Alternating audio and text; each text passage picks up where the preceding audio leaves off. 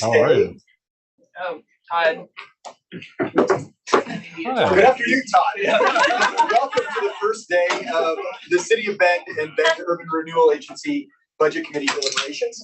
At this point, I assume you have reviewed the full 665 pages. There's a lot here, $1.28 billion of budget over this next biennium.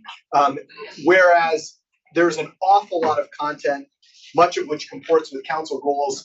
I will ask, we're going to do something a little differently. If you have questions, please raise your hand. I'll keep track of the order questions are asked and try to get to everybody just so we can be efficient. There's a lot to cover, and I do want to be sensitive of everybody's time, so we can work through. With that, we will start with a overview of the agenda and organization from Eric. Yeah. First, I just want to make sure that those that are online can hear us okay. Just kind of a mic check, sound check. Yep, we got you. Okay, great. We can hear you just fine. Can you see us okay? We should be streaming online for those. We'll have kind of a mixed hybrid as we are. It's what our world is these days, so this will be no different. I'm just so thrilled to have everybody in person. 2 years ago, it was Zoom land. And doing a budget over Zoom just left a lot to be desired. So I see that everybody brought their book. It's tabbed appropriately with questions and things. So we are very proud of the work that we've done as a team. And I just want to big shout out to our budget team that is sitting here. Tori, Kimala, Dan. Clayton is not here, but he's also part of the team too. So there is a tremendous amount of work that goes into this, and it just can't be underscored the amount of what that team and really the entire city has put into this. So please ask away, because we are wanting to make sure that we leave here with all of the information that you need to make a decision. That's our number one goal. So I'm going to provide some opening comments, and then I'm going to let Sharon walk through some high-level information about the city's budget. And it'll also give us some focus for how we're going to run the process over the next 2 days and really try to wrap up with some key decisions from this group. So this is not a rubber stamp.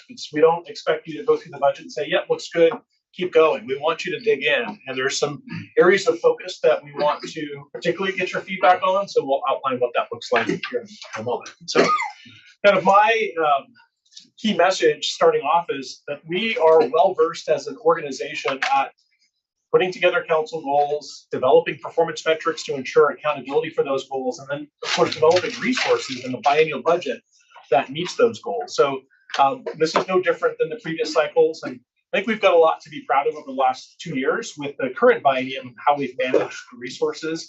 So I'll just highlight just a few. We've got a dashboard on our site that you can go into a lot of data to look at what we're tracking. But in terms of housing, it's been a big focus for this council. It's the same kind of focus moving forward. Our housing production has exceeded the previous biennium. We've really shifted our mix of housing from single family to multifamily. So 64% of the housing being built, we're on track to do over, I think it's 3,600 housing units over this biennium.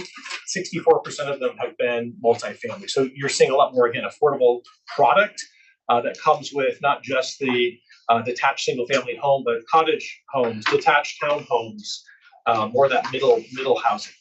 So on the policy side, we've done a lot to remove barriers. So we adopted middle income housing policy. We've also really leveraged our funds. So we've created an aggressive goal of 1,000 deed-restricted affordable housing units over the biennium. We're on track to exceed that. We had a goal of 500 shelter beds. We're getting close to that. I'm hopeful with hopefully some decisions from the governor's OEM money that we'll get pretty close to that over this biennium. And then we've also gone beyond just housing and to try to reduce other barriers through our COVID funding. So both the CARES and the ARPA dollars, American Rescue Plan Act, we've distributed $14 million in funding, with a majority of those funds being targeted towards those that are most vulnerable. So, of course, shelters, housing units, middle income housing units, as well as childcare. Childcare, we've had a $125,000 grant that trained 35 in-home providers that provided 125 slots. It's a community issue. City is doing its part as a partner. We've also expanded our urban growth boundary to add more housing in our Stevens Tract parcel that we negotiated the last legislative session. We've approved three labor contracts. So we have 3 police, fire, and our City of Bend general unit. And those contracts were approved last summer. So we've got nice stability. And I think it's really important to emphasize the strong labor management relations that we have here at the city that provide some predictability for how our resources are allocated. You'll see that reflected in the budget. We've also done our part to improve efficiency within our permitting system. We've created a dashboard to really be more transparent with the goals. We've hired third-party contracts to help with some of the additional service demands beyond what staff can provide. And we'll talk more about that and some of the improvements beyond that later on in the evening. Public safety, we've established a police chiefs advisory committee. We've created an IGA with Deschutes County for alternative response to help us not just keep doing more, but to really think more strategically about how we deploy our services. We've approved a firework ban. We've implemented a camping code. On the transportation side, we're continuing to ramp up our transportation projects, both in terms of walking, biking, and road safety. Huge corridors that are almost complete. Wilson corridor, we've got one last phase of the project. Newport will open up this Friday after a 2-year project. Yay. And of course, a lot of sewer and water work. Just particularly want to note the septic to sewer program, which was a big controversial program that we now are slowly converting our residents from that are on septic to our city sewer. But so all that being said, there's still financial pressures. I'm going to talk a little bit about those financial pressures that really have us continually have to prioritize those limited resources. So we have modest revenue growth, and you'll see some of that play out in some of our citywide overview. So we are a growing city, so growing revenue, but that growth is not keeping up with our costs. And so we've got potential headwinds with a slowing economy. Our housing, those moving to Bend, it is slowing down a bit. Although I think we just heard from a forecast today. Some of you might have been at the EDCO luncheon. We are way underbuilt. We still need to put a lot more focus on our housing needs. So this budget is really sensitive to balancing the needs of our community, but it's also in line with what our projected revenue is and ensuring that balance. So you're going to see that throughout. We did our best as staff to propose a budget that strikes that balance, but we're not perfect. And we need your help, and we again welcome the other eyes and ears to look at if we've struck that balance. So if you move on to the other slide, so let's talk about how we've gotten here today. We started this budget last November internally, so we kicked it off with kind of the expectations of developing baseline budgets. So departments presented those baseline budgets to just maintain current service levels, and then that was reviewed with the finance staff to ensure that the revenue could support those service levels, and we identified where those challenges were. That then went up to the city manager's office. So we have our chief innovation officer, chief operations officer, and chief finance and administrative officer all review those budgets to ensure that kind of alignment. We added the council goals process to that to make sure that those council goal priorities that are established in January and February were added to the budget. And then I made some changes and again, making sure that there's that alignment with where council wants to go. That was what was presented and what you have in front of you. And so now you have the task of deliberating and making a decision, which then goes to council for formal approval in June. So those areas that we talked about on March 1st, as the areas of focus, that was in a work session, and also we invited the budget committee to that work session. So these are the 4 areas: transportation operations, community development, and shelter operations. And those all have a direct impact on the general fund. So we're going to talk about some of the challenges with our general fund, because that it all kind of cycles back to the structural challenges that we have with our revenue in the general fund. So because the fire levy is behind us, and a big thank you to the voters to help approve that, I think we want to step back and talk about the funding strategies, because there's a lot of misinformation that was part of that campaign. In fact, something landed in the voters pamphlet that was alarming that there was some assumptions made that, well, if this levy passes, council's going to redirect funds to other areas. That is not at all the case. Our existing general fund contribution is locked in with an agreement with the Rural Fire Protection District that are partners in delivering that service. That agreement has a 3-year cancellation clause in it. There is no talk of reducing that whatsoever. So I think in this day and age when there's a lot of misinformation, I want to step back and talk more holistically about the city's financial strategy that you're going to see reflected in this budget. So the first is making sure that we are sensitive to property taxes. That is the underlying kind of health of the city. This is just some education. So our permanent tax rate of $2.80, our general obligation bond that we passed that voters passed in 2011 for transportation projects that we're still paying debt on, the bond in 2020, and of course the current fire levy add up. Those taxes that you're paying for the city of Bend add up to about 22% of the total property tax bill. So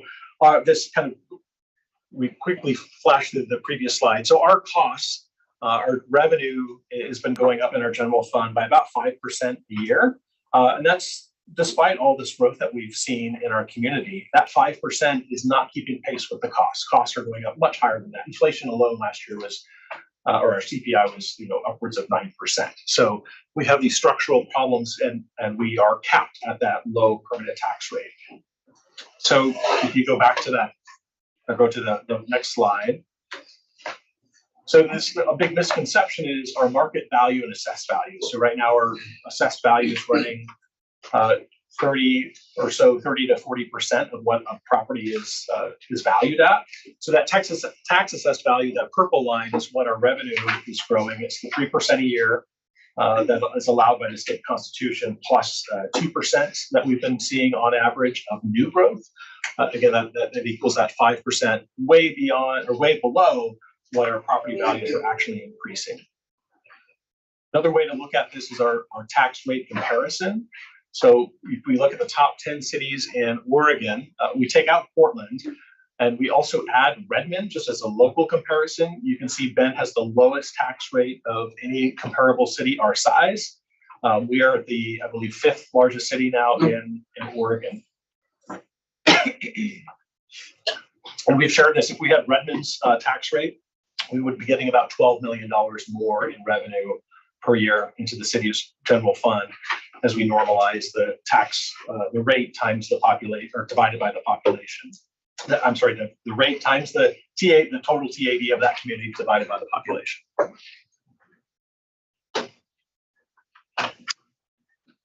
And so this growth that we're experiencing, I think there's a misconception that the growth is paying for all this new, it'll meet the needs of the community. It's not the case. We have more than 40,000 folks that are predicted to come here based on population forecasting from Portland State University. And so we're constantly being asked as a community, as an organization, and as a community, really, to increase services, increase housing options, increase how the city is meeting these evolving needs. But we have these limited resources. So it's this constant prioritization. And because of those tax rates and that property tax system is baked into the state constitution, there's no silver bullet that we can just change it and solve all these problems altogether. And so we've been taking a more strategic approach. And so that goes to housing, transportation, and public safety. For the next slide. So, as we have with the levy, prioritize public safety, and thankfully the voters approved that levy. The areas of focus continue in the general fund, however, for other areas, including transportation operations. So our state and federal gas tax that pay for operations is really not, again, structural problems there. So we currently subsidize our operational needs with general fund dollars, which is part of this squeeze that we're feeling. And then, of course, housing. So housing, we use a tack on to building permits that pay for, or it's an assessment that helps generate funds that we then grant out. But in addition to that, the city assesses SDCs, or system development charges, for growth. SDCs we're in the process of updating that methodology, so you'll be hearing about that publicly. SDCs are they pay for infrastructure, but they also add to the cost of that home. Similarly, with our permit fees, we are 100% fee supported in our community development department. So building, planning, and engineering, all the staff processing those.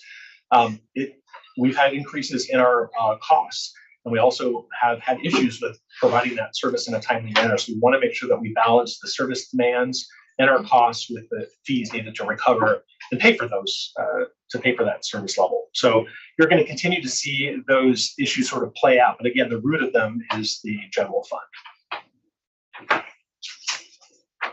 So kind of our exercise here is just, we can't be raising fees constantly, right? Or I know that can be a challenge with there's no one size fits all. And so we have to be strategic and prioritize how we balance affordability with the needs of the community. And again, we've put our best shot forward in proposing this budget to do that, but we're open to your feedback. And then lastly, just the city council goals, they really shape how we prioritize those resources. And in the budget, I know there's a question about how we measure performance. There's metrics for each of the council goal areas. And the budget really is aimed at addressing what you're going to hear the council goals woven throughout each of the staff presentations as we go through the major service areas. I'm going to turn it over to Sharon to talk a little bit bigger picture and some macroeconomic environmental issues. Yeah, so before we start diving into details of the City of Bend budget, I wanted to pull out a couple of items that were in the state's Office of Economic Analysis forecast that came out last week. Also, apologies in advance, this is about as good as my voice is going to get over the next 2 nights. So bear with me as I take sips of water and hopefully don't lose my voice. So there was a lot of press last week, and I think some comments on the state forecast that just came out and some improvements at the state level, which is all true. A lot of good things happening at the state. Unfortunately, a lot of those revenues coming in at the state do not flow through to the City of Bend. So while the state's general fund forecast has shown improvements over their March forecast and over some improvements of when we developed our budget back in December using the December forecast, we do not receive direct transfer of revenues directly from a lot of those state revenues. Most of our revenues we're getting from the state, unless it's grants or intergovernmental agreements or other types of agreements like that, is the state shared revenue. So when we get into the City of Bend details, we'll talk a little bit about the state shared revenues, but that's our cigarette, liquor, marijuana, and then the highway gas tax or highway apportionment are our main revenues from the state. And even with these improvements, there haven't been any significant changes in those revenues. So wanted to touch on that. And then even just some, we've been talking about how it's nice to be here in person, coming out of the pandemic economic recovery. We are typically more volatile than the nation and some other states, but that's not been the case in this economic cycle, where Oregon's running kind of in the middle compared to other states. And our GDP growth stands out as about 11th in the country. So again, good things happening statewide, even if that doesn't mean a direct impact on our budget. Those are still kind of transferring through to whether it's folks moving here, as our area continues to grow. And Eric's the next couple of slides, Eric's going to talk about some of the housing demands for us being a boom town, and then some of the housing needs at the statewide level. So wanted to kind of provide that context as it relates to statewide before we start digging into the details of our budget. So housing is a big focus for us, and it's all across the country, but I think it's more pronounced here in this phenomenon of Zoom towns, of folks moving to Bend. This graph represents migration rates from 2020 to 2022. And so the darker the blue, the higher the rate. So you can see Bend, or Deschutes, Crook, and Jefferson County all saw increases. You'll see that pink in the Portland metro area. So folks leaving those metro areas, coming to places like Bend. Our high quality of life, I don't think that's going to go away anytime soon. So we're just seeing that amplified demand. And that plays out in terms of the housing supply issues and affordability. So it's a main driver And Oregon as a state, as it's starting to cool off a little bit, that migration to Oregon. I don't know, we're not tracking that as much here in Central Oregon. So if you go to the next slide and let's talk specifically about housing. This was a graph from the state's housing needs analysis. So there's a previous iteration. What this did is identified and forecasted housing units that are needed from 2020 to 2040. If you look at Deschutes County, I know it might be hard to read that, but we're 40% of the housing need. What's important to focus your eye on is that yellow piece of the pie chart. So we have the highest number of housing units needed on a proportionate basis compared to the rest of the state. So this graph just demonstrates the need to go way beyond what we have seen in terms of housing production. So yes, we can pat ourselves on the back and we've gone above and beyond what the state has in terms of housing production, that 3,600 housing units or so over the last 2 years. It is far outperforming any other region of the state, but it's not good enough. We got to keep going more and more and more. And we're about 5,000 housing units short just today. So this idea of more housing, I know it can be uncomfortable, but it's the reality given the demand for it, and it's a direct result of that has a direct result on our affordability issues here. And so we're going to talk more about this. We have a whole Lynn McConnell, our housing director, is going to go into a lot more detail on our housing programs, and we've really expanded as an organization beyond just the deed restricted affordable housing units, but also middle income housing. And then the other end of the spectrum, that 0 to 30% AMI or shelters and transitional housing that's needed. Is that what that number is on that chart? Is it plus 5,000? That's the need. Yep. And the way we see that on the ground, most visibly, sadly, is unhoused people. That's 1,000 out of 5,000. And then it's things like people sharing homes that otherwise might have an apartment. Correct. It manifests itself in many different ways. And people living in Prineville when they wish they were in Bend. There's people that are mitigating for that and that aren't ideal. And we're trying to build a complete community where people can live and work here in Bend.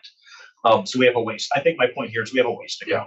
Oh, certainly. Yeah, I hadn't heard 5,000 as the ways. But doesn't it say 55,000? Yeah, I'm not sure what it is. That's the need. I'm sorry, 5,000 today. The need is 55,000 over until 2040. Until 24 is 55. Yeah, Lynn's giving that a thumbs up. Yeah,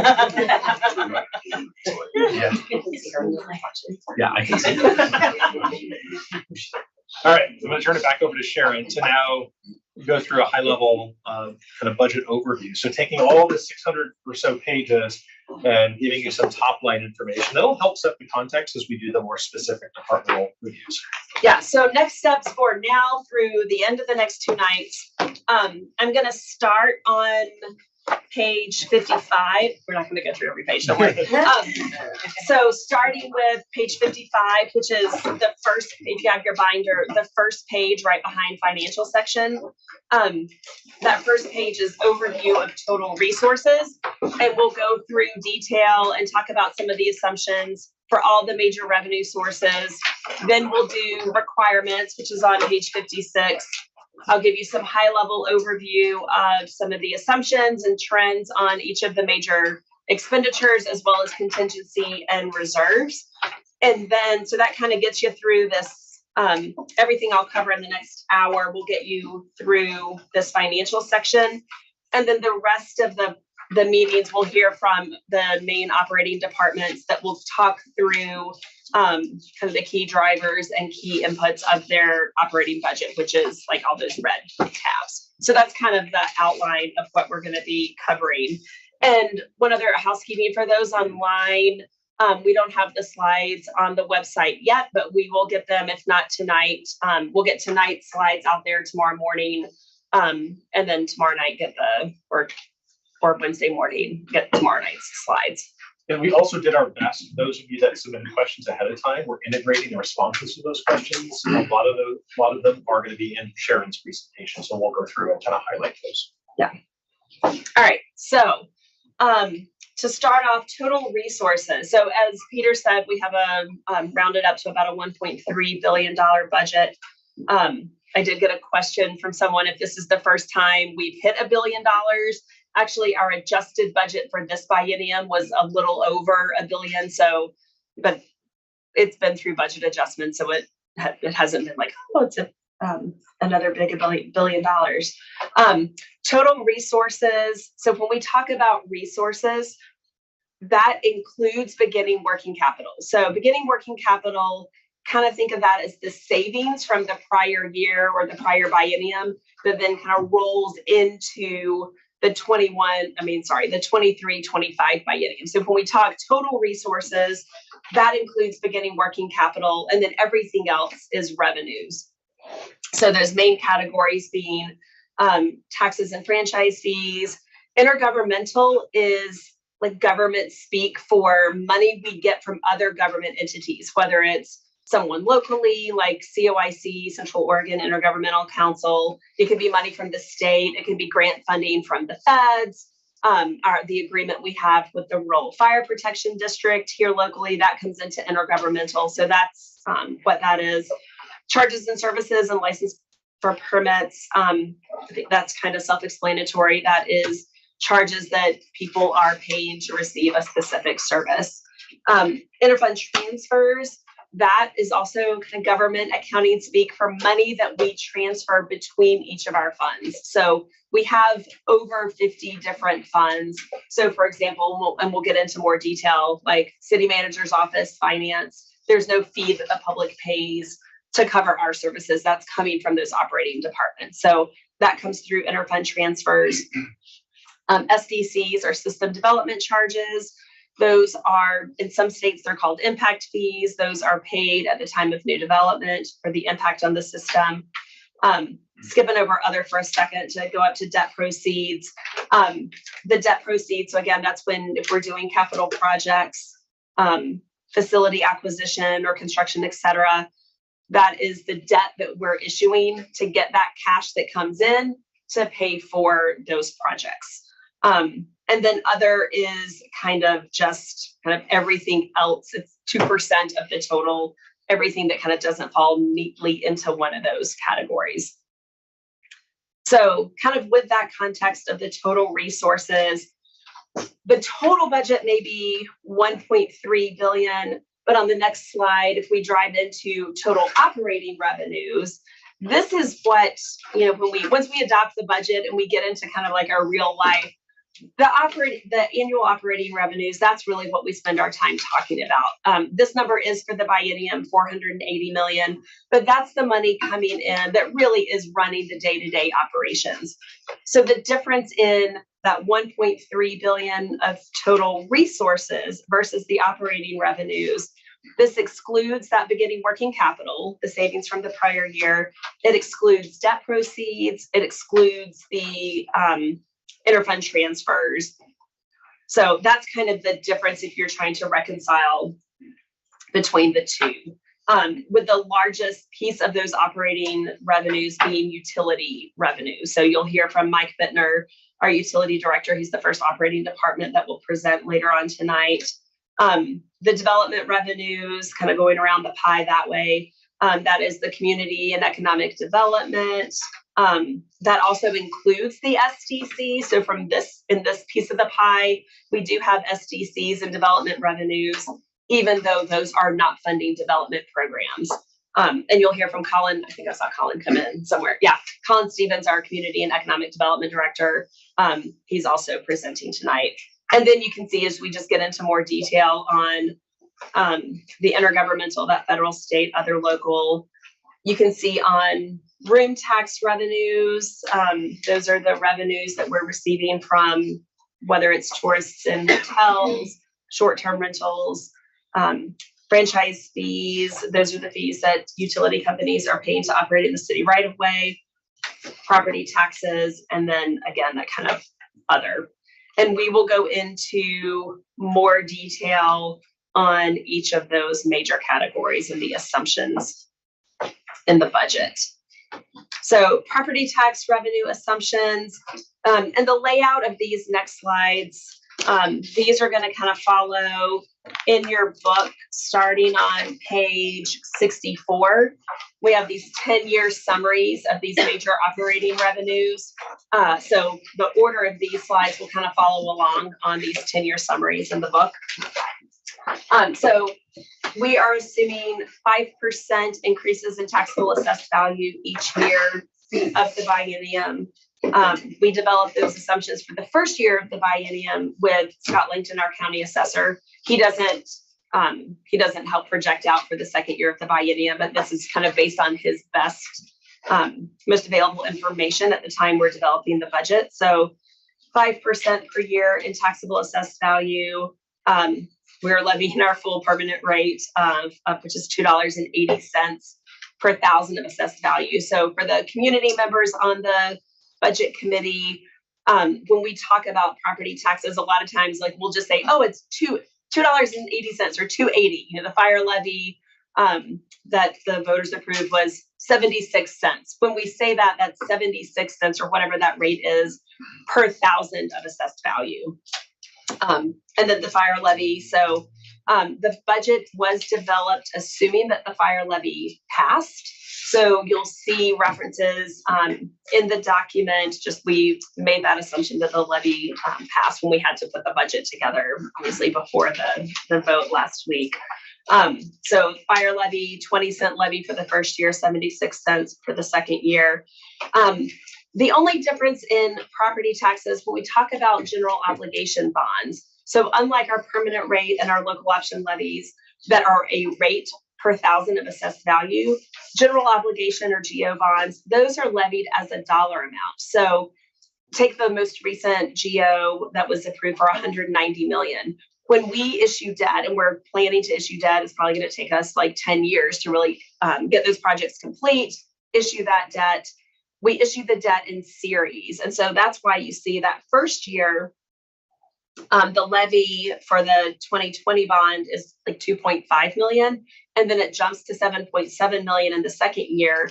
That's because we issued the first GO debt last, what are we in 23? So we issued that in spring of 2022.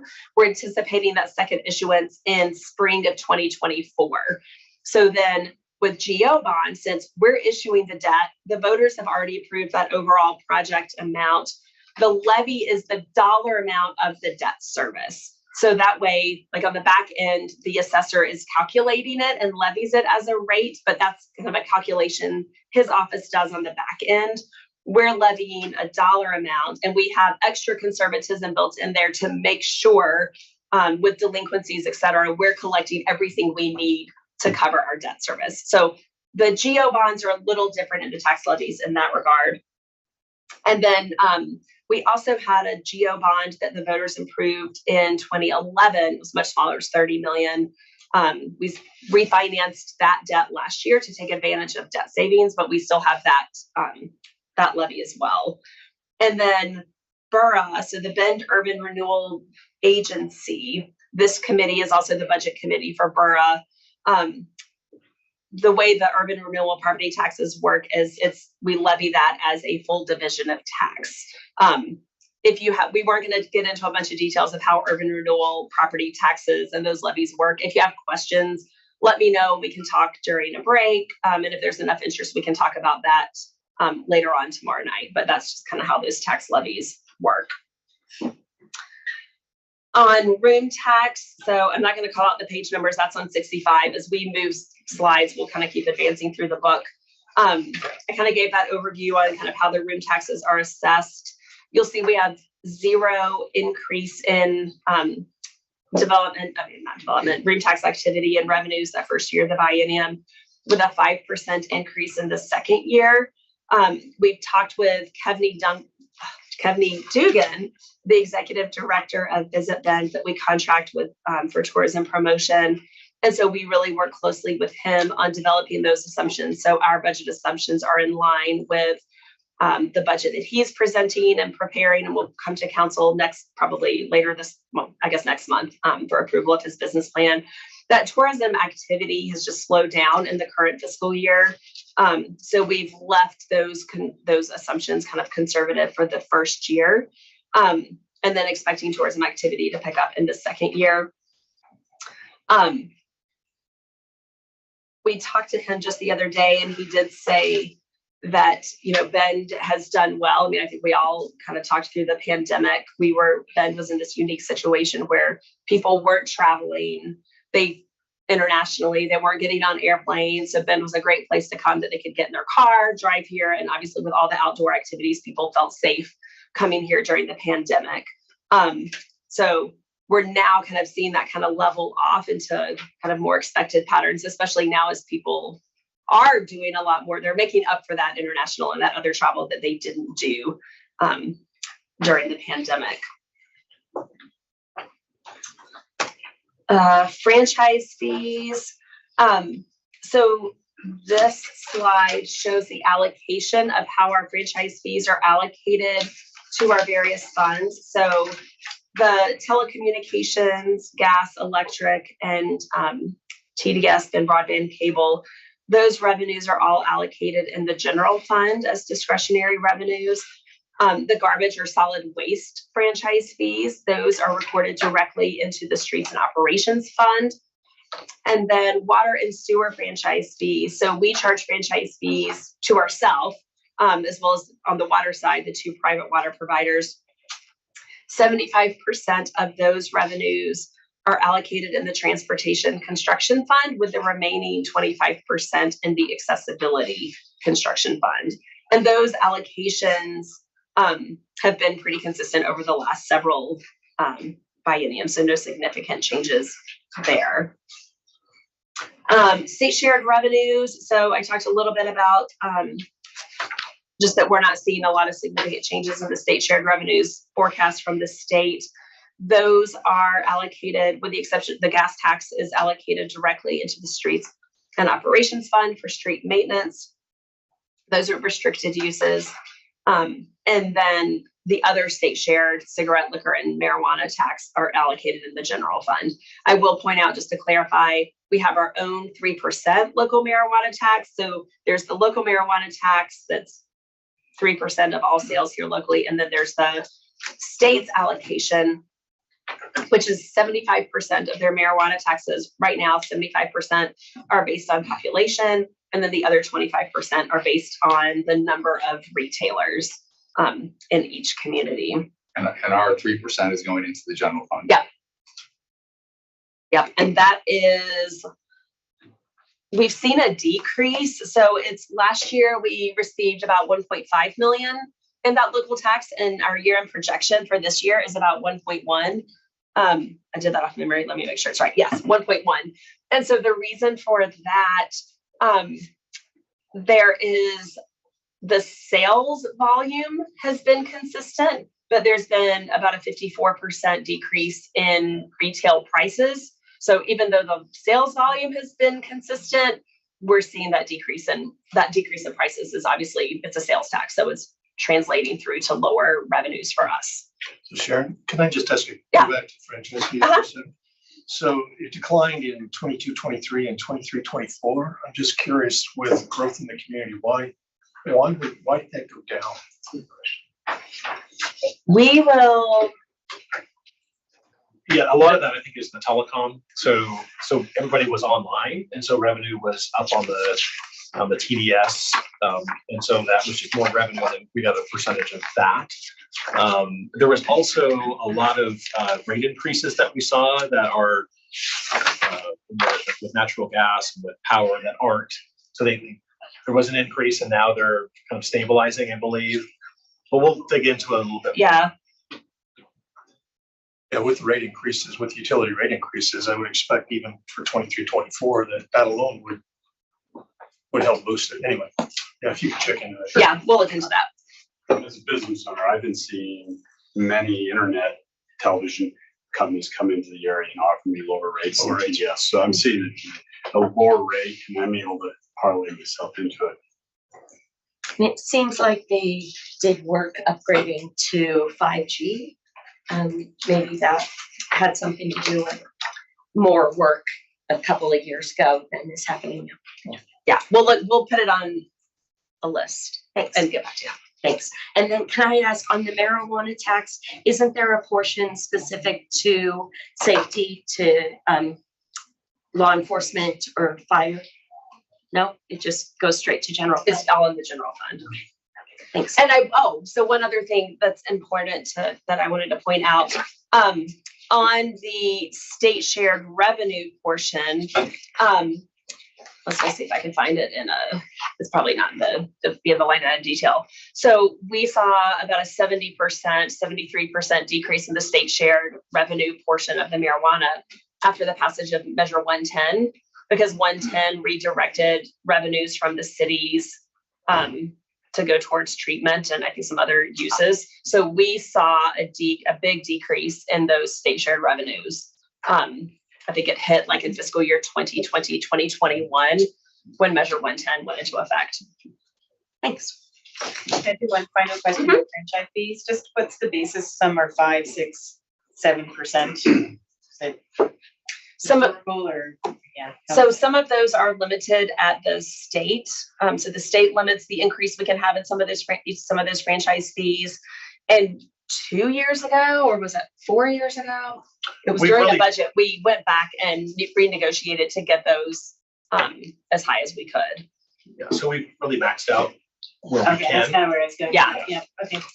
Sharon, could you explain the delta though between two similar telecom providers, one being cable operator and the other being pure play telecom, which is the TDS and CenturyLink? One's at 7, the other's at 5.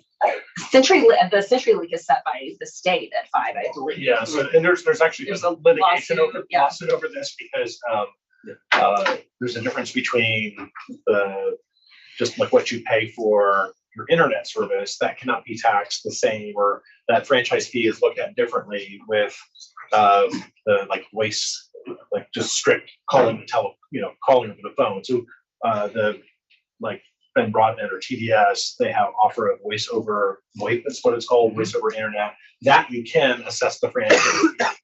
But there's been, FCC has ruled that like just the internet, and I might be looking for TE in here, there's been some challenges to that, like on the what you can assess franchise fees on cable or internet providers. Yes, regarding the voice over internet. And that's the difference between the two. I don't know if I explained that right, but it has it has something to do with the information that you're training. If it's just it's communication, it's one. If it's the World Wide Web, it's another. Good questions. Any other questions on the what we've covered so far through the state shared? SDCs. So our SDCs are system development charges. When we're developing those revenues, we're looking at both an assumption on development activity as well as that rate increase. So we have council adopted resolutions and methodologies that state will increase the annual SDC rate will be increased by it's called the Engineering News Record, or ENR. It's kind of like a construction version of CPI. So we look at that in determining that sets what the annual rate increases will be. So from an activity standpoint, we're assuming flat development activity in the first year of the biennium and about 2.3% of activity in the second year. And the reason we've got these two different columns for the 3% that's in the budget document, that was the ENR, the most recent ENR available when we were developing the budget. Each year, when we take the actual fee increases to council in June of each year, it's based on the May ENR, and the May has come in at 2.2. So the budget has 3, the actual ENR and the actual SDC increases will be a little bit lower at 2.2%. And we are going through the process right now of updating the water and transportation SDC methodologies. So more information coming back to council kind of through those processes. So for the community members, once we update the methodology, once we have that methodology in place, it could be likely changes to the SDCs as a result of those methodologies. And then each year, the annual increases are set by that ENR. ENR is 3%, but actual inflation of construction is at least 6. No, so, Okay. it'll be, so when we put the budget together based on, and it was based on the February 23 rate, so the rate a couple months ago was 3%. Okay. So we have to kind of draw the line in the sand at some point to put the budget together. Sure. And then when we come to you with formal rate increases next month, it's based on this month ENR, which is a little bit lower, so only 2%. But to give you some idea, last year, I think I have this in the notes. Like last year, it was, I can't remember, the actual increase was like 6 or 8% or something. The June of 2022 was 8.5%. So it's been decreasing as we've gone through this fiscal year. Approximate impact of this change to the budget? I don't know if we've done the math. I don't think it's going to be super significant. Haven't, but the 0.8%, I think. Yeah, but we can run that and provide it. We can run it during the break. So this is the current methodology, basically. We're just talking about. Correct. Current Yep. methodology. Yep. And then development revenues. So development revenues, we're looking at building, planning, private development engineering, and long-range planning. So we have a long-range planning surcharge. With that, those are all just based on activity. They each kind of have their own fee structure. Same development activity assumptions as the SDCs, flat in the first year, 2.3% in the second year. And then on the proposed fee increases, we have that little asterisk there. The budget book includes higher rate increases than these fees. So the budget includes like 30%. 30% planning, 20% No. building. It's It's 20, 30, opposite.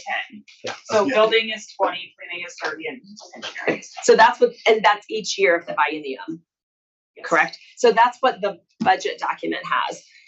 We've been having conversations with stakeholder groups and are proposing lower increases than that, so which is what's on the slide. And I'm not going to spend a ton of time talking about this right now because Colin's going to cover this in a lot more detail in his presentation.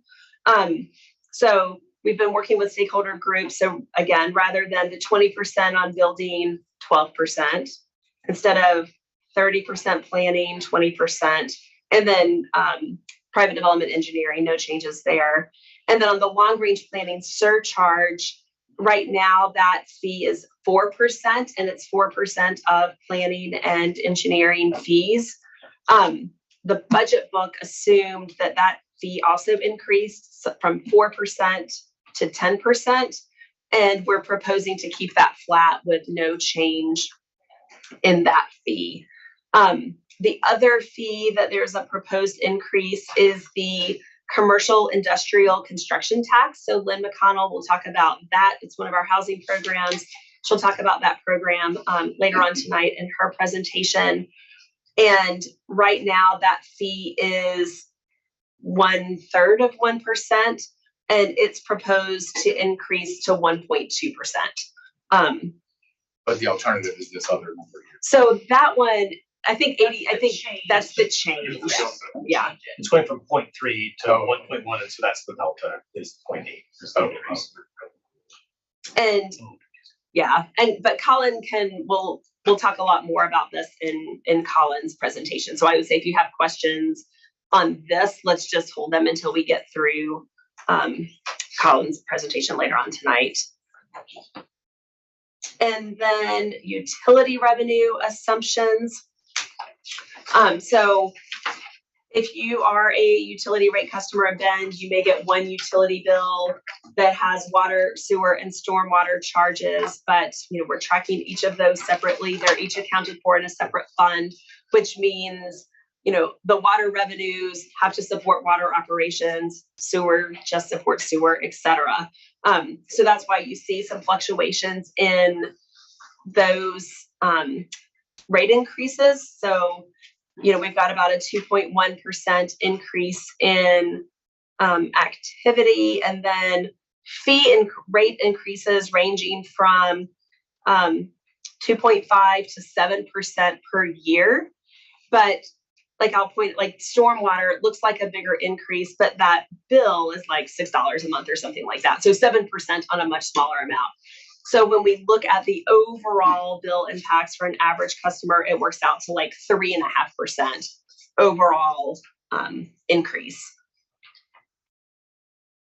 And that's again, just for kind of an average customer for next year. Right now, the current average bill is about $183 a month, and it would go up to about like an extra $6 a month to $189 a month. And then final slide on revenues before we jump into requirements. So on the general fund, again, going back to like that overall citywide operating revenues of 480 million. If you break that out, restricted versus discretionary, the majority of that is restricted. So it's going to be restricted for specific uses, whether it's, you know, the utility and development revenues that we just talked about. Any of those intergovernmental revenues are going to have specific purposes, which only leaves about 134 million over the biennium of discretionary revenues in the general fund. So then you can see that little pie chart off to the side shows kind of a high level breakdown of those general fund revenues and where that money is being allocated. So about 78% for public safety, which is consistent. It's been roughly that kind of 78% for a very long time. About 8% for streets, and then kind of the other 14% is other. And that's everything from the contract we have with COIC for transit. I think that includes transfer out of the CICT. So yeah, so that commercial industrial construction tax that we talked about on that development fee, like those revenues per state law have to come into the general fund and then get transferred into a special revenue fund. So there's some transfers out for activity such as that. It also includes like our business advocacy program, the growth management, or kind of that's our long range planning department, code enforcement. Those are all part of that other. So that is kind of a high level overview of revenues and resources. Any questions before we dive into kind of, that's the money coming in, before we start talking about how the money is spent? Just a quick one on 2018 and 2019, it was like 1.3 million. And so we're like half of that now. And I get during the pandemic why it would decline, but why from 2018 to 2020 would it have declined so much? On page 71. And I'm also like, oh yeah, and you know, yeah, it's funny. No. And it's so funny because as we were going through this, I'm like, we should probably, this is no, like, the fine revenue is no longer a significant resource in the general fund. So a lot of that was like Chief Krantz isn't here. He'll be here tomorrow night. So he could probably talk more about this. And I think he might be online if he wants to chime in. The PD they've been understaffed and they're just not writing as many tickets. So during the pandemic, that was not their focus, in getting right in people's faces, like for giving tickets was not their priority. So that activity has dropped off and just has not picked back up. And they have the traffic team, I think might have like one person on it from a high of 4. And again, I'm kind of shooting off the hip on this, so Krantz can talk more about it tomorrow. Just have fully staffed it back up. So it's been like basically 2 years of, and we'll talk about this with law enforcement, we are now fully staffed, but we were, as a lot of law enforcement agency had high turnover, and replaced those positions. Our priority was not the traffic. It was just getting the patrol unit, just getting our folks out there providing, or responding to calls for service. Looks like Chief Krantz is available to speak as well. Yeah, there you are. Yeah, I didn't know if you wanted me to answer that or not, but I mean, they kind of covered it, but essentially, that's what we saw over the pandemic time was a reduction in staffing, and then up to where we were down 20 plus positions, and the heavy pandemic years of 2020, 2021, and then we're starting to come out of that. Sorry, is that working? Yeah. We're starting to come out of that. Nice mug shot. Yeah. I can't, there. We're starting to come out of that. through right now. I mean, we're finally to our point of where we're only 7 officers down from our authorized staffing. However, a lot of those officers are in training, so they're still not to the point to where they're out doing that work and able to fill the specialty positions quite yet. So we're still coming out. Our self-initiated activity is really low compared to what we were in 2018 and 19, but we're starting to see that rise and come back. Okay, thank you. And then, we're all ready to go. I just found it from Tori. To follow up on the other questions, so the only franchise fees kind of at the detailed level that are projected to decrease are the telecommunications, which is kind of driving the overall franchise fee impact. And then the impact on the SDC, so that ENR decreasing from 3% to 2.2 is 150,000 in the first year of the biennium. And that, oh, she just walked out. I was going to say, I'm guessing that it is over all 3 funds versus, and honestly, that wouldn't be super significant, even if it was just one: water, sewer, or transportation. Thank you. All right, requirements. So we talked about all the money coming in. How's the money going out? We don't have detailed pages on in the book, so this is all just going to be kind of summaries of the information on page 56. So if you look at the expenditures and the total requirements kind of at the category level. So you can see capital outlay is the largest expenditure at 25%. So again, that's like of the total citywide budget. Personnel is the second category. It looks like M&S, oh wait, our little percentage dropped off. But after personnel, which is salary and benefits, and it's interfund transfers, materials and services, which we'll call M&S. So if I say M&S, that's what that means. And then debt service. So those are the expenditures. And the contingency and reserves is the savings we have at the end of the biennium. So if you think back to when we were talking about the resources and that beginning working capital that I said, it's kind of the savings from like how much money are we going to end this year at June of 23, and then that rolls into the new biennium. That was about 340 million.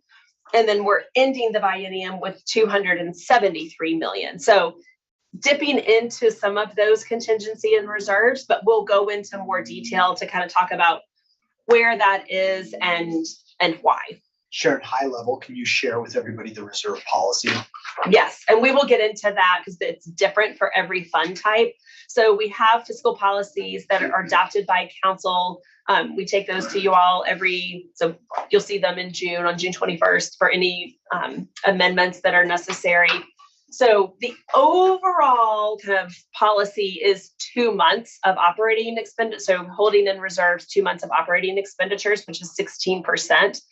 When we get into the slides on each individual area, it's different for each area. So like utilities, they have a handful of different types of reserves and different targets for capital reserves as well as operating reserves. Their operating reserve is different than community and economic development, which is kind of driving a lot of these conversations we're having on development fee increases. The general fund is 16%, and we have the general fund, and there's also kind of like this rainy day fund called the General Fund Stabilization Fund. And so when we look at that general fund target, that's the sum of those 2 funds together. So we'll get into, is that what you're looking for now? Yeah, just so folks understand. Yeah, and then we'll get into more detail as we talk through each of those. Can I ask another question? Yeah. Related to that? Do you stress test the budget? I mean, do you go through scenario analysis and take a look at, how much you can go before you start to get into that is pretty much how it drives how the budget is put together. So on the, like for the general fund, we have 6-year models, and, we're looking at, when we're talking about general fund affordability, what do those ending reserves need to be? And we're not just looking out in the next 2 years. It's really looking out, 6 years. For utilities, we have 30-year models. So I'm kind of jumping ahead because that'll also answer one of the other questions that it was either you or Stephen, I can't remember which, had on debt. And if we're looking out those full debt maturity schedules, yes, all of that is built into those 30-year rate models. So water, sewer, stormwater have their own 30-year, I think transportation 20 or 30? 10. Okay, so then 10-year model in transportation. And they're all different because they have different drivers. On the utilities, we're also looking at utility operations versus the capital improvement program, or CIP. We're loading in all of those 30. All the 30, yeah. The 30 years, and for the existing debt, as well as in factoring in how much new debt do we need for each of these projects to kind of balance cash funding versus issuing debt. What are the impacts on the rate increases? So all of that is just organically part of the budget development process. So like on the utilities, if we can accomplish our CIPs and keep it at an average 3.5% bill impact, we're comfortable kind of moving forward with that. If we were going to need, say there was significant fee increases needed, and we had this years ago on the sewer side, we had a lot of sewer improvements needed, and we did like 5 years of 6% per year of annual increases for sewer. We were very engaged with council during that, brought the budget committee into those work sessions and those meetings, because we were getting to the point, like, we're going to pull the trigger on this project. We've got to have some certainty that we're going to be able to implement these rate increases to cover the debt. So all of that is just part of this budget development process. I mean, and one thing I'm really proud of, you can talk to any of the departments, like nobody says, hey, I need to do X, Y, Z, or these project costs came in higher. No one says, what's the impact on the budget? It's always the model. Well, have you run the model? What does the model look like? What's the impact on the models? And so that's just how we're managing the finances and managing the budget. Does that? Yeah. That's okay. What's the difference between the contingency line on page 56 and then the reserve? And reserves. So contingencies are generally kind of the operating, and we'll use contingency and operating reserves kind of interchangeably. If it's in contingency, that means generally it's not really accounted for. If there's something in reserves, it's either like when we get into utilities, we have some really specific reserve requirements and targets. So like if it's a debt service reserve, like I legally have to have this. We have fiscal policies on the utilities of having a repair, like 5 million per year of repair and replacement reserve. That's in reserve, not operating contingency. If we issue debt, and you'll see some of this, we've issued debt this year, we got the cash in, we're not going to finish the project until next year or the year after, that money will sit in like reserves for future construction. That's kind of the way we manage it between the two. Good questions. All right, well now we'll jump ahead and we'll start. Oh, we first got to have an expenditure comparison. So this is for those major expenditure categories, and just kind of going back to the revenue side, when I said resources, there's resources versus revenues. The resources includes that beginning working capital. It's kind of the same thing on the requirement side. Requirements is that kind of government accounting speak for the money going out, which is expenditures, and the contingency and reserves. So if I might use those interchangeably, but if you have questions about kind of what I'm referring to, please let me know. So this chart shows just again the expenditure comparison, with the green bar being the proposed 23-25 biennium, and then that blue bar is compared to the current biennium 21-23 estimate. So like I said, we got a question on, for example, like if we've ever hit $1 billion. I had to run a report and just confirm, because once we adopt the budget, honestly, we're just looking at it on an annual basis to see how are we coming in compared to the budget. When we're building the budget, we're not building it based on the prior year or the prior biennium budget. We're looking at that year-end estimate. So what's the actual for 21-22? And then what's the year-end estimate for 22-23? Because there's always budget savings. And if we were to build everything off the prior biennium budget, it's going to kind of get inflated and not reflect those actual savings. So that's why this comparison is not the 21-23 budget, but rather what we call the estimate. That's the 21-22 actuals, like that year was, ended June of 22, and then the current year-end estimate, which now ends in a month at the end of June. So you can kind of see in those categories where things are higher with, no surprise if capital outlay was the largest, piece of that expenditure or requirements pie, that largest increase in capital outlay. And of course, a big part of that is the GEO bond that got approved. Yeah. Transportation GEO bond. So then personnel. So now we're going to get into a little more detail on each of those categories. And I've got 26 slides and 32 minutes. So I'm going to try to go. I want to keep us on. I know Peter's going to keep us on schedule. Let me help. We've been having good discourse so far. I'm just going to make the friendly reminder that we do raise hands for this last burst of 26 slides. Let's try and let Sharon get through it unless there's a burning question, and save most for the end. So take notes, and I know we'll get to them and give staff a chance to respond if more information is needed. All right, let's So go. full speed ahead. All right. So kind of starting into detail on some of the personnel. So the total personnel budget, again, for the biennium, 281 million. We have a proposed 795 FTE. So FTE is full-time equivalent.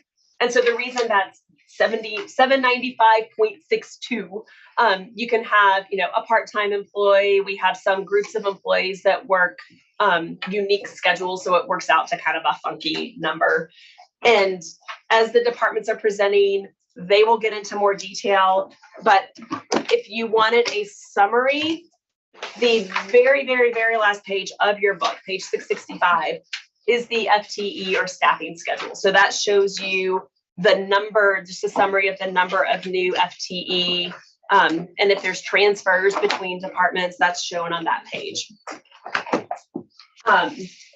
We received, so this is kind of just a summary, the largest, which I think is probably not a surprise to folks, the largest kind of chunk of that personnel pie is public safety, so police and fire, followed by infrastructure. And I guess I should also say, when we're talking about each of these, we're talking about it by service area.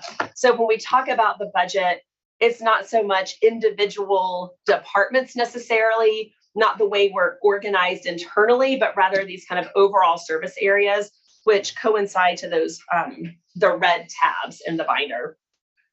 So infrastructure, which is all of our, all the utilities, transportation, and those are the big ones: utilities, streets and operations, and the other transportation. Engineering is in there as well.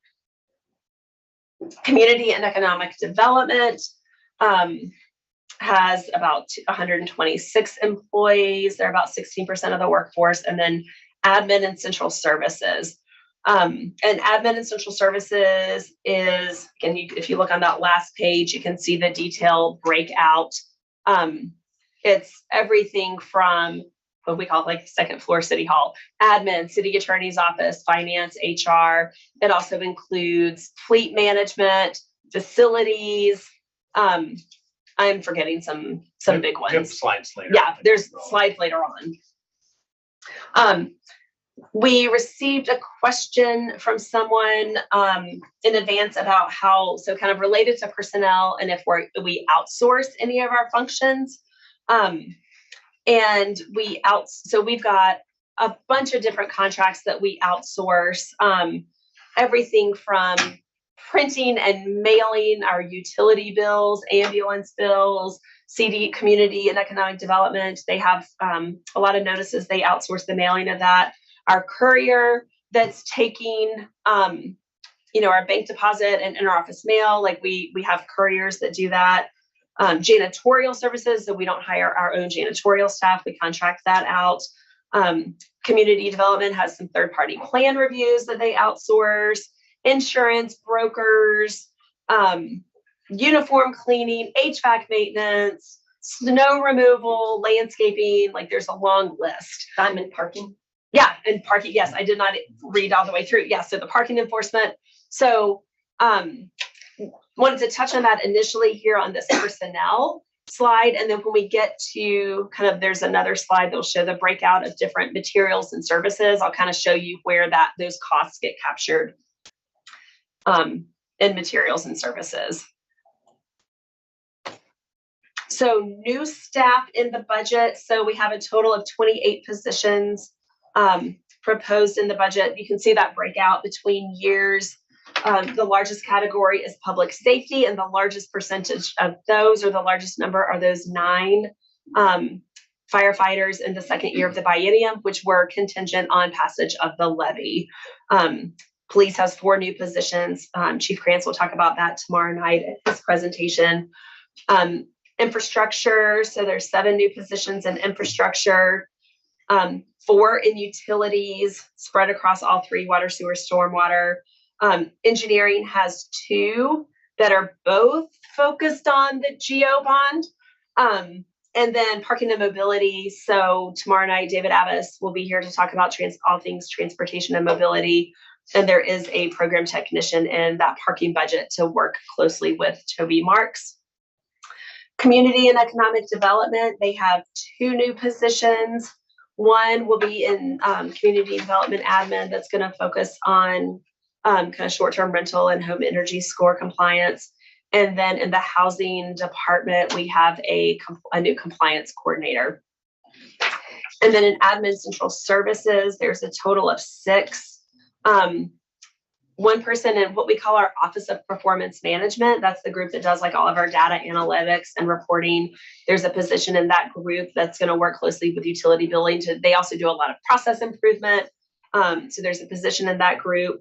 In city manager's office, we have what we call a limited term employee. So we've put money in the budget to hire a grant writer. So a limited term employee grant writer to help us go after a lot of these federal grants and federal funding that we're going after. Right now, we don't have any, it's kind of piecemeal. We've got staff and departments that apply for some grants, just don't have that, what is the word I'm looking for? Yeah.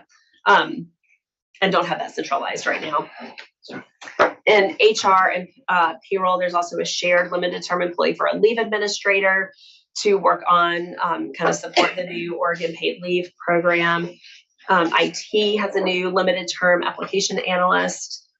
In the insurance and risk management program, we have a new safety officer for citywide safety and risk management.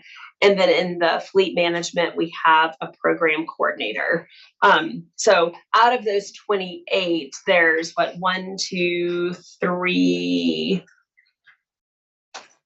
3 limited term employees included in that. Some of the personnel cost drivers. So we've shown the second 2 columns are the proposed biennium for the upcoming biennium, and we've also included a column for the current fiscal year just so you can see some of those increases. So we've shown the FTEs. That says approved just to mean the approved for 22-23. It's not making assumptions that you're approving the budget.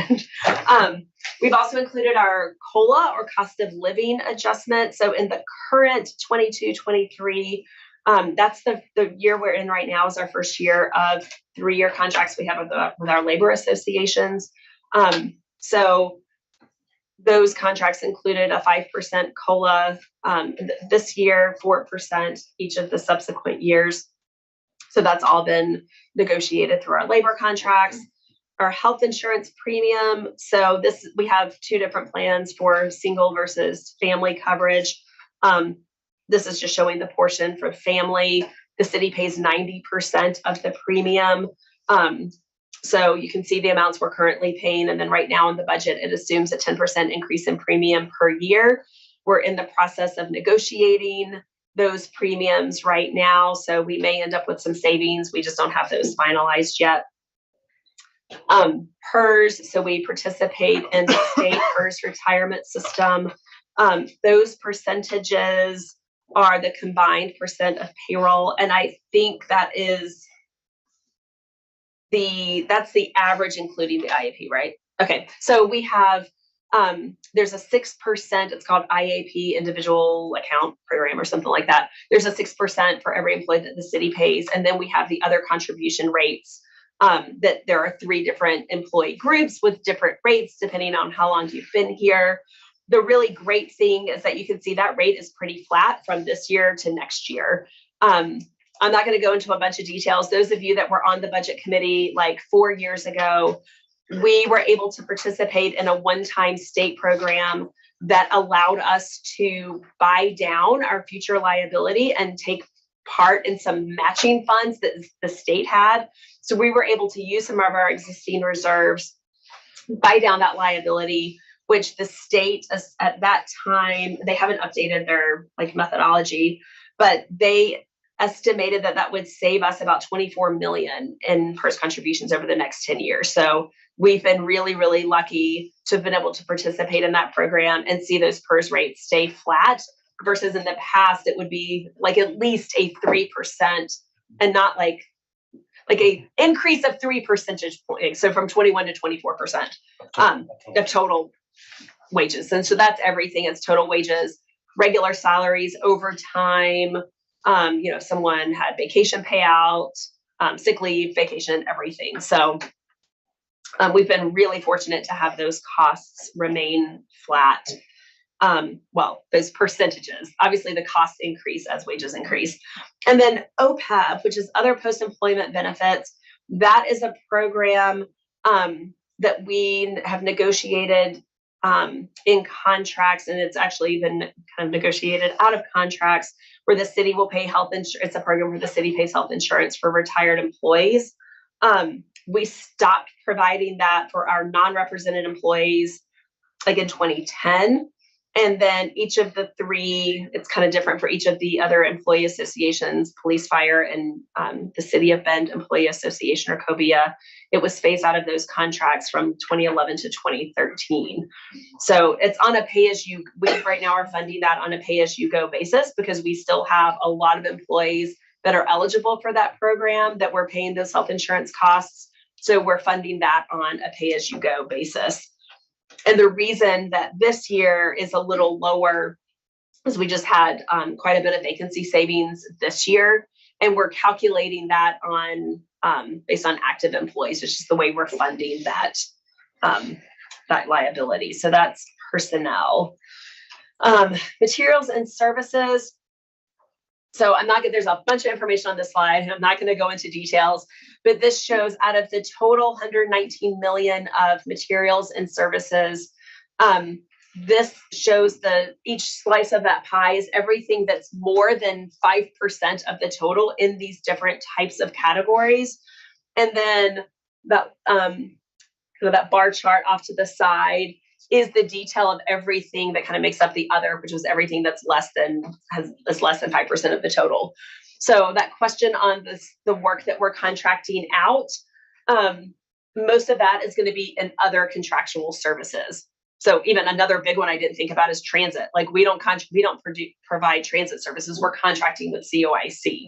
So lots of different things in that other contractual services, but that's 22 million over the biennium of work that we are contracting out and not providing on our own. Next slide, capital. So total capital outlay is about 315 million biennium. And we look at capital in kind of 3 different categories. So the capital improvement program, or CIP, which the pie chart just gives you more detail on each of those CIP categories.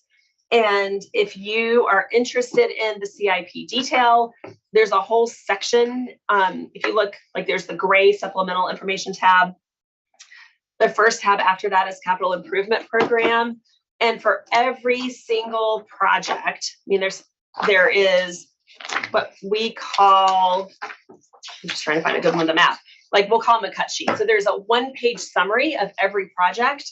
And then, I mean, some things that are studies don't have a map, but if there's a map, a location associated with that project, there's a map on the other side of the page that shows you where that project is.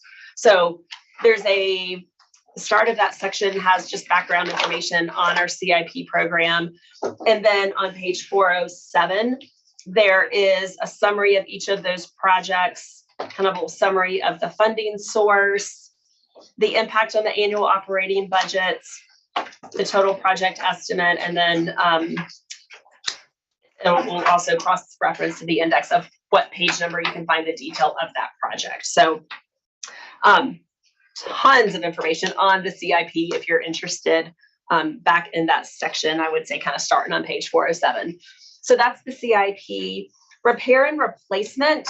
So that is capital work that repair and replacement that is capital in nature. So if we are completely like doing a major replacement on a repair or replacement on a pipe that doesn't quite meet that level of going into a full CIP project, like all of our street preservation work falls under that repair and replacement. Mike Bittner, when he does his utility presentation, I don't think he's getting into this level of detail, but for example, on water, just to show you how all of this capital shows up in the budget. Like if you flip to page 140, it shows you for the water fund, you'll see we have a 5-year vehicle and equipment plan. So that being the third category of capital, vehicle and equipment and software. So if a department has any of these capital expenditures in the budget or planned for the next 5 years, they'll have a 5-year schedule. So if you look on pages 140 and 141, you can see for water, they have a 5-year vehicle schedule. They have a 5-year repair and replacement schedule. And then on page 141, they have the 5-year CIP.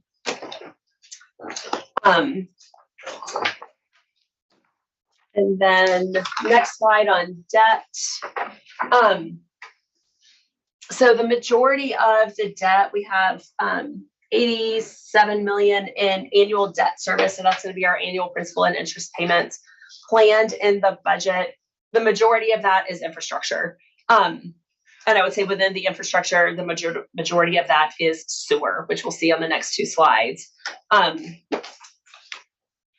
second kind of highest category, so the infrastructure would also include the GO bond. So between, we don't have a ton of water debt outstanding, like 50 million or something, a bunch of sewer debt, like I shouldn't say it off the top of my head because it's gonna be on the next slide, but it's like 250 million or something.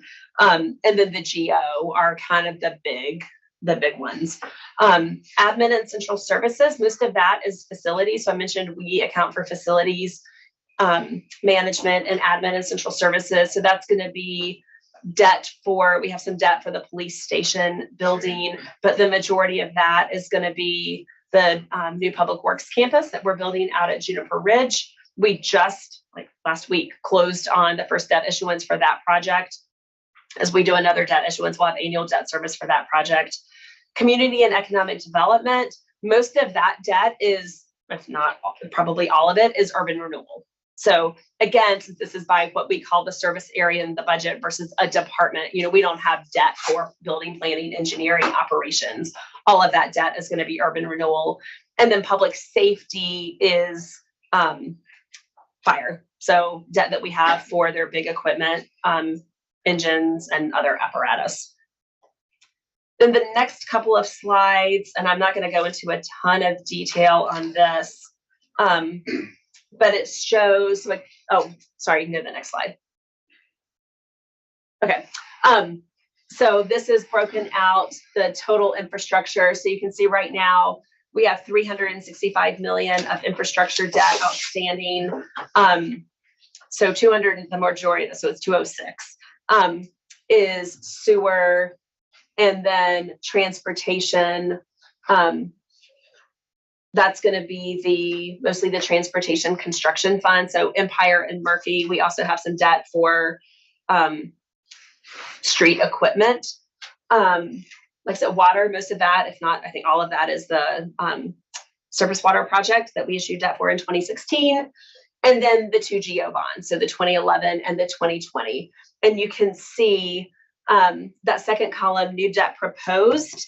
This is also summarized on, if you flip to it's page 76, but it's the very last page of the financial section. So the page right before that proposed budget tab. That shows kind of all in one place the breakout of all the new debt that's proposed in the budget. Again, with the majority being the GO bond in this infrastructure area. And then you can see the principal payments planned for the biennium, for then the balance at the end of the biennium. The next slide goes into that same level of detail for the other kind of everything else, since infrastructure is the bulk. Again, the new debt being fire equipment, urban renewal, and then that 120 million is the rest of the public works campus. So we just issued the debt we just closed on last week, had about 13.6 million, which was designed for the public works campus. That 120 million will be the remainder. And so then you can see at the end of the biennium, we'll have 593 million of debt outstanding. But back to that question of kind of how the sensitivity analysis and how we're factoring in. Again, that's what we're doing when we're figuring out how much debt we can issue, how large of a project we can afford. It's kind of what is that impact on the annual debt service for the various operations. Interfund transfers. Oh gosh, I've got 12 minutes. So interfund transfers, this is, as I mentioned, interfund transfers are money transferring between funds. The majority of that, excuse me, is citywide admin and overhead. We'll go into more detail on that in the next couple of slides. The same for the citywide and the departmental. And then the other big piece is the general fund subsidy. So anytime general fund is providing support to another department, that comes out as a general fund subsidy, which is a transfer. Same with SCC transfers. So all of the SCC revenues come into one fund, and then at the end of the year, based on what projects have been completed and spending, there's a reconciliation, and then we just transfer the appropriate amount out of the SCC fund into the other project funds. I kind of talked about so that little like pinky color, that's the houseless and CICT. Again, that's the commercial industrial construction tax that by state law has to come into the general fund, get transferred out. We also have some houseless money that we are, in order to capture all of the cost of operating our shelters in one place in the houseless fund, we're capturing all of those. We want to capture all the costs there, but the kind of the maintenance costs and the operations of like literally keeping the lights on, all of this facility maintenance are accounted for in the facility fund, but the houseless fund is transferring money out of houseless into facilities. So we have kind of that easy, transparent reporting of all those costs in one place. And same with ARPA. The remaining ARPA money, we have a separate, ARPA is the American Rescue Plan Act federal program. We have all of that in one fund, and as that money is spent, it's transferred out as well.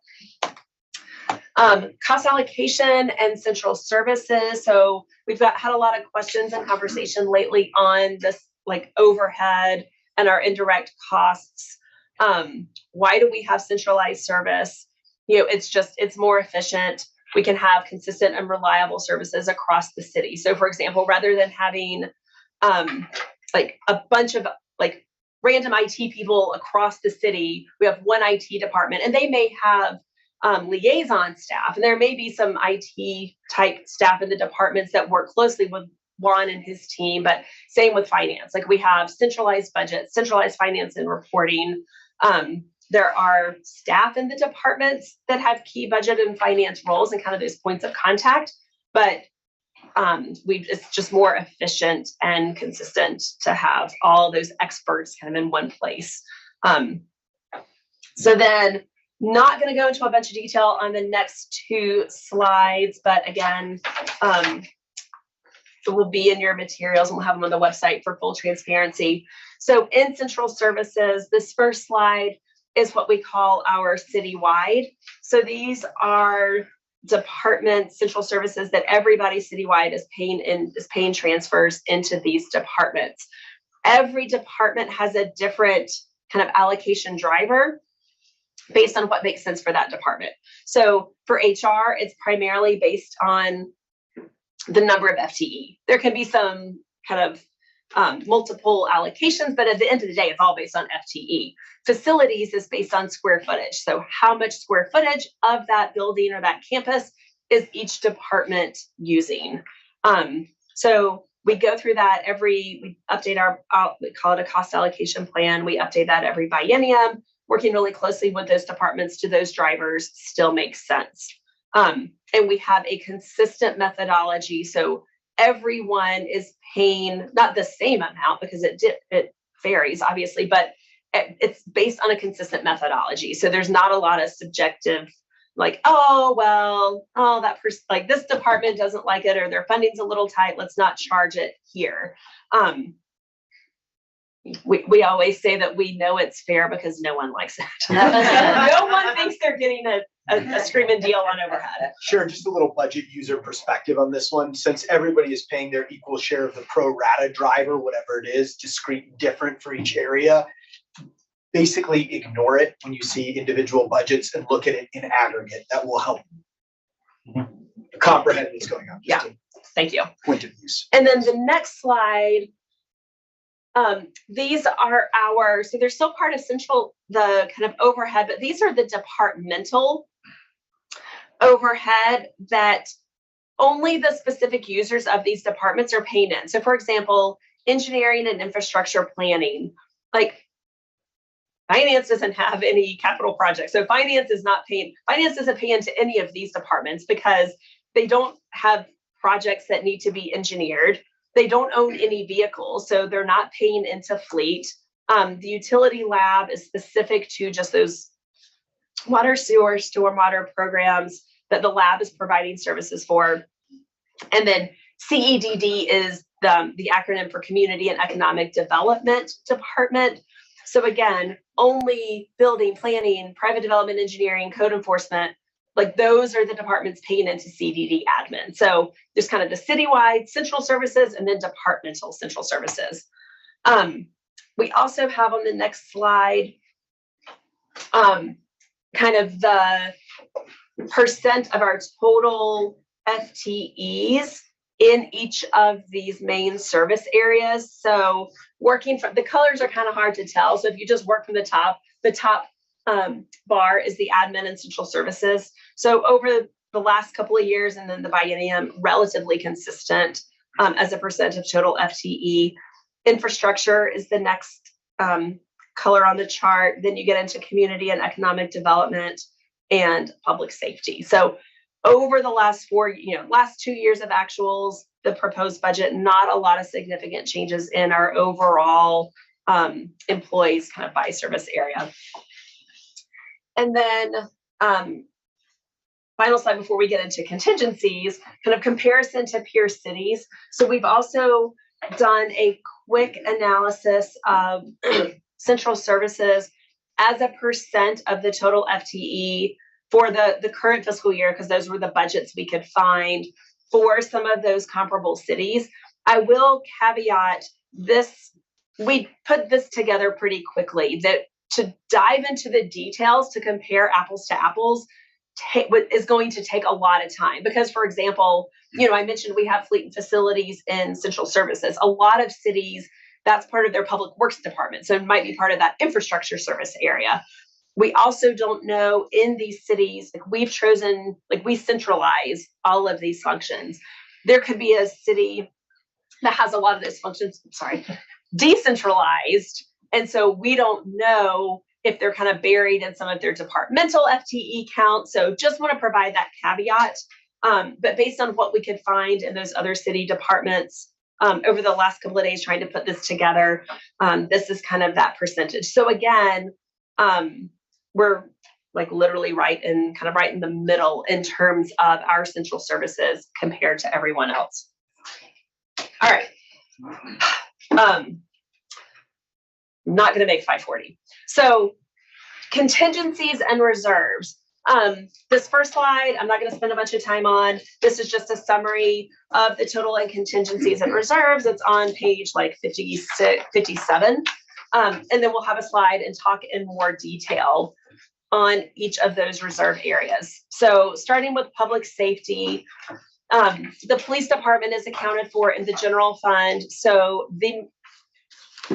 generally speaking, they don't have their own reserves. Having said that, they do have a separate reserve fund, which you can see has a couple $100,000. We're actually proposing to increase that a couple of like $100,000 per year in the biennium because they want to kind of set that money aside, have it in the reserve fund for some future capital needs that they have. So that was kind of a conscious effort where we wanted to transfer that money over to the reserve fund. But other than that, they're kind of using the general fund's reserves. And then fire has their own reserve. Since they're their own fund, they have their own reserves. That drop from 23 to 24 is mainly due to personnel costs. They had some vacancies that were in the year-end estimate. And then, so that's kind of the reason for that one-time drop in 23, 24. And then because we also don't get the levy revenue until 24, 25. So we knew we were drawing down those reserves in anticipation, and, if the levy passed, then the levy would backfill some of that. Next slide, infrastructure and utilities. So to the earlier question on some of the reserves. So on the utility side, the fiscal policies break down the different reserve categories kind of in order of importance as well. The first being debt service reserves. Obviously, if we have legal agreements that dictate our level of debt service reserves, that's first. They have a $5 million repair and replacement reserve in each fund. Then for water and sewer, they each have a rate stabilization reserve. So if there's if the revenues fluctuate due to volume, whether it's the winter quarter average on the sewer side or actual kind of that immediate consumption on the water side, we'd have some protection there. Their operating reserves are 3 months or 25% of annual expenditures. So, I said that kind of blanket target policy is 16%, but it's 25% on the utility side. And I will say this slide is not reflective of the total reserves in the infrastructure service area, just kind of those main programs. The next slide, community development. This is the building planning, private development engineering. So you can see definitely a drawdown of reserves in those funds. The policy minimum for the development funds is 6 months of reserves. The state building division recommends 12 to 18 months. And that's because, if you have a development project, you walk in the door today, here's my plans, here's my money. We have a year to year and a half, depending on the project, of work to do. We still have to do reviews. We have to do inspections.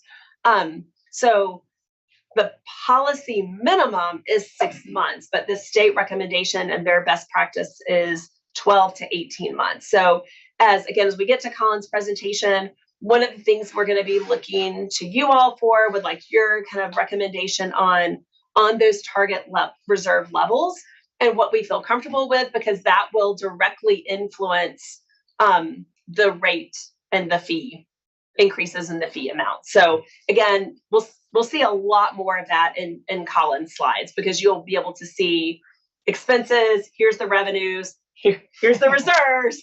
How far do we want those reserves to go? Sharon, can you quickly translate that into months of reserve approximately? I'm 2023, looking to 24? see, do If you? not, we can Yeah, wait. so for building, it's about a little over 5.5. Planning is at 3 months, and then private development engineering is at 9.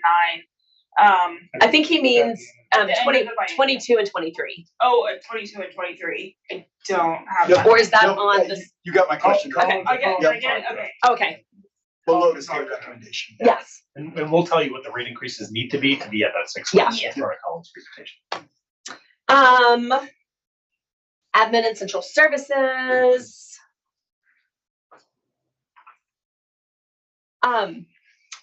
Those have remained relatively consistent, with the exception, you see that big jump in facilities. I mentioned earlier, that's us issuing the debt for the Juniper Ridge campus. We just got the cash last week. So we haven't done all of that design work. So that money just kind of sits in our bank. We earn interest on that until we spend down. So that's the reason for that big increase in the facilities. Insurance and risk management. So the policy on the insurance reserves, we always try to keep about 6 million. That is for like any, whether it be any type of insurance or any type of risk management issue. If we've used that in the past, if there's been, we've had some situations where the operating department did not have sufficient reserves to pay for something. So if it was a big pipe break, or if there's litigation and the department doesn't have the money to absorb it in their fund, we'll take that out of the insurance fund. And then OPEB, that's that other post-employment benefits. That's that program I was talking about, where for those employees that were eligible as part of that program and we pay that health insurance on their behalf, we're funding that as a pay-as-you-go. So that's what that fund is. And then that like middle greenish that starts at the 6.4, that's admin. And so that's going to be like finance, HR, city manager's office, legal, kind of all of those programs that we intentionally keep low. Because again, since we're all funded by overhead transfers, if you think about the point of the reserves is unanticipated expenses or reduction in revenue. Well, all our revenue is coming from transfers. Like we know where it's coming from, and most of our budgets are just people. So not a lot of unanticipated costs there. So we try to keep those reserves low. We always end up with savings. And so then we kind of true it up in the next cost allocation plan to draw that down, because we don't need to hold our own reserves. And then the general fund. So we're really close to the end. So general fund, as I mentioned earlier, we have the general fund as well as the stabilization fund, or that kind of rainy day fund. When we talk about our general fund policy target of 16% of reserves, it's the combination of those two combined.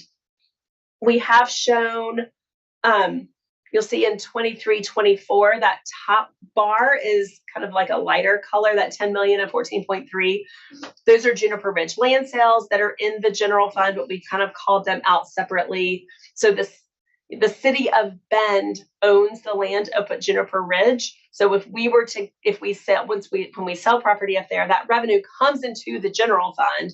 And then if we're using it, it gets transferred out. But the general fund is still technically the owner versus BURA, the Urban Renewal Agency.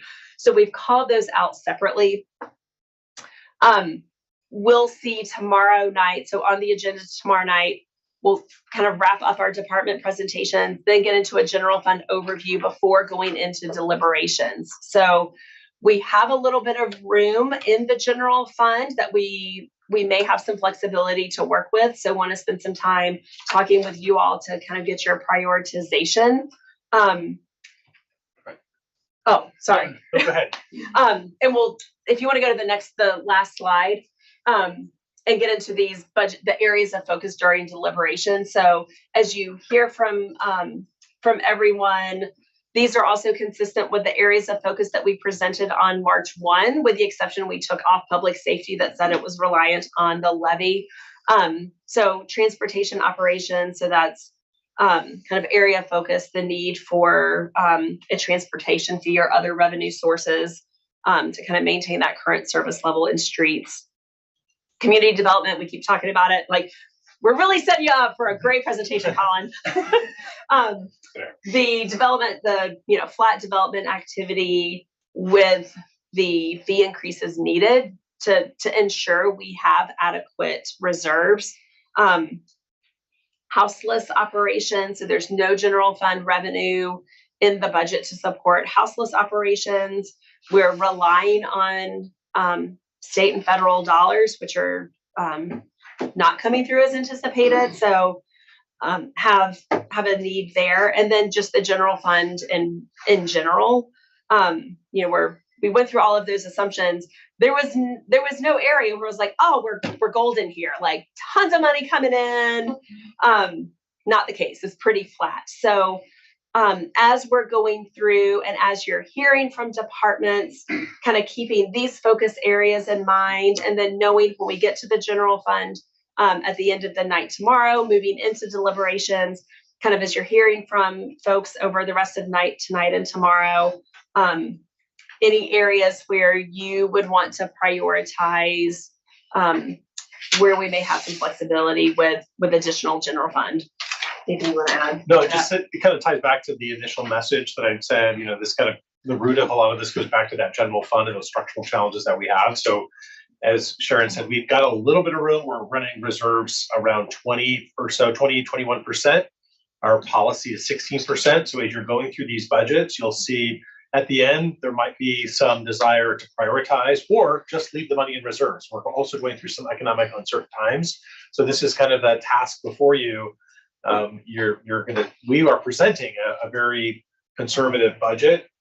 As you go through that, there is some room to, like for example, on the community development fees or on affordable housing, you saw communication from the Affordable Housing Advisory Committee chair about allocation to overhead costs. If there's some desire to buy down some of those costs, which a lot of cities do, a lot of cities that have a healthier general fund will balance those needs by buying down some of their internal services with general fund or buying down fees, et cetera. You have some of those options that you can consider when we get to day 2 tomorrow. So that's it. Sure, I'm going to ask, because we have 12 minutes here for a quick dinner break, that let's hold questions for right now, because at 6 o'clock, I want us to be timely for the public that may have comments. So we'll start public hearing, and then I'll ensure before Mike Bittner and the team from utility operations comes on that we have time to ask questions to Sharon on anything that you've just heard. Sound good? All right, we'll take a break here. All right. Make efficient use of the next 11 minutes. 12. Whatever the 12. Yes, sir. Hey. You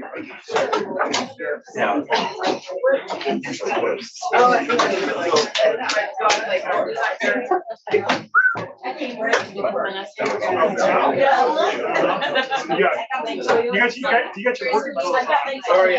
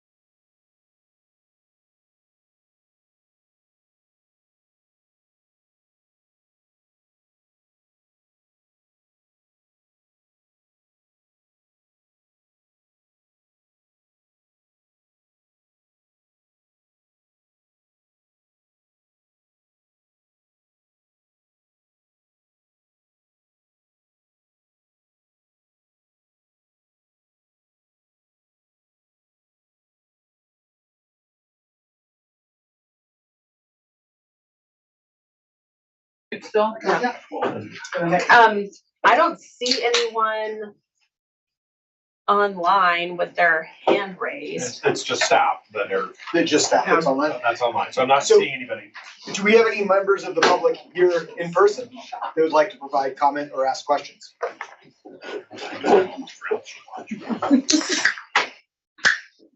It's all staff. All right, It's all staff. whereas it appears that we have staff both online and in person, no members of the public present. We end the public comment period early. What? Maybe keep it open for like 5 minutes. We'll keep it open for Just- 5 minutes, so I would say let's give the public a moment if anybody joins, but otherwise enjoy your dinners. And then we'll reconvene somewhat early so that we can get questions answered and get us back on track. Yeah. And we'll keep an eye, because it, on the agenda, it was noticed from 6 to 6:15. Mhm. So we'll keep an eye on the Zoom in case anyone comes in before 6:15 to raises their hand. We will not reject questions. Correct. We will take all questions.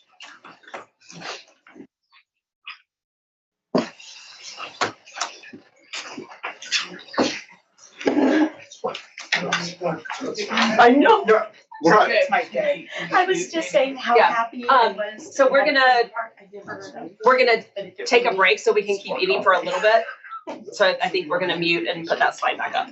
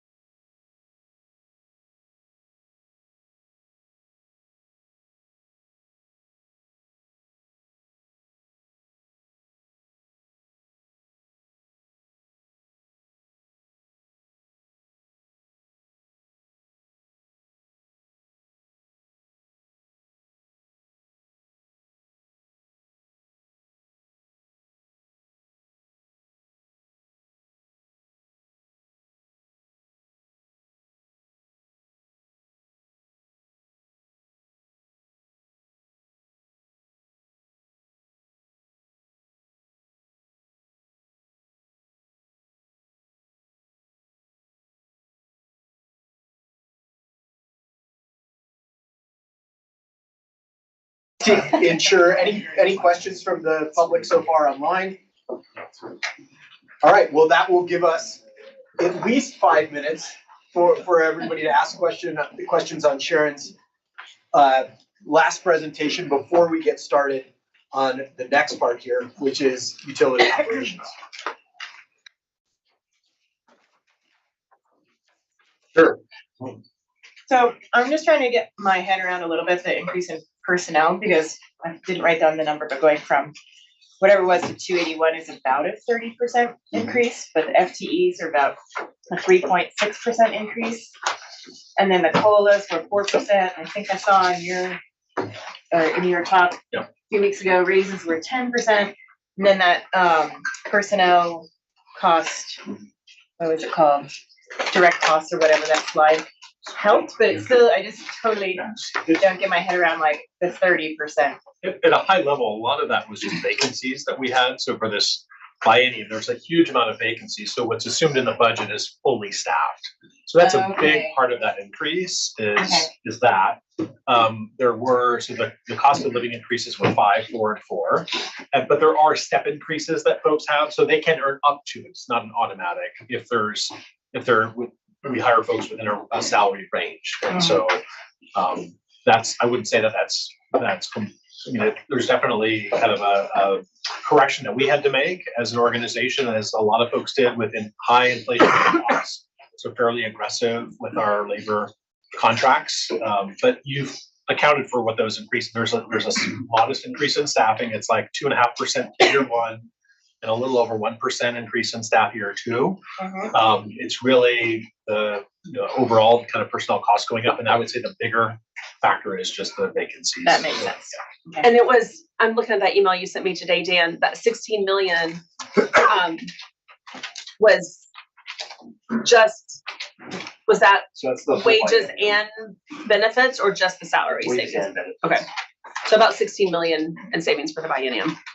Okay, cool, thank you. So I asked a question to you as well about vacancies. So, yeah, you budgeted the full amounts, but when you finalize the budget, do you take into account a vacancy rate? For the current year or the proposed budget? Or both? Budget. I mean, you always run some level of vacancy, right? Yeah, and I think police is the only area where we have a vacancy savings built in, primarily because the majority of the general fund reserves or savings are the police department. That's just the largest portion. But when we're building out the budget, we are, just to be conservative, assuming everything's fully staffed, knowing we'll have vacancy savings. And most, like, some departments don't have as many vacancies as others. It just kind of depends. But you'll see, like, when we get to, not to keep referring to community and economic development, but really that is, and I don't know if they have slides in here tonight that show their vacancy savings over the years. They've had some that's been able to hold their reserves high because they had vacancy savings, but they are fully staffed now. There might be like one vacancy that just popped up, but they're fully staffed. So now we're building that into the budget. So for them, when we're trying to figure out these fee increases, it's assuming that they're fully staffed now and they're going to stay. So in total, fully staffed. Vacancy rate, what did you share with me, Sharon? About 4%? Well, so 7 to 11% for the previous biennium. Moving forward, we're like 4 to 6%. Correct. Yeah.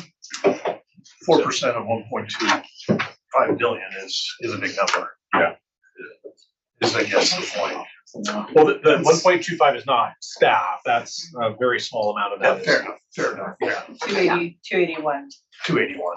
Well, that would be the staff portion, the personnel portion of the operating budget, which is 400.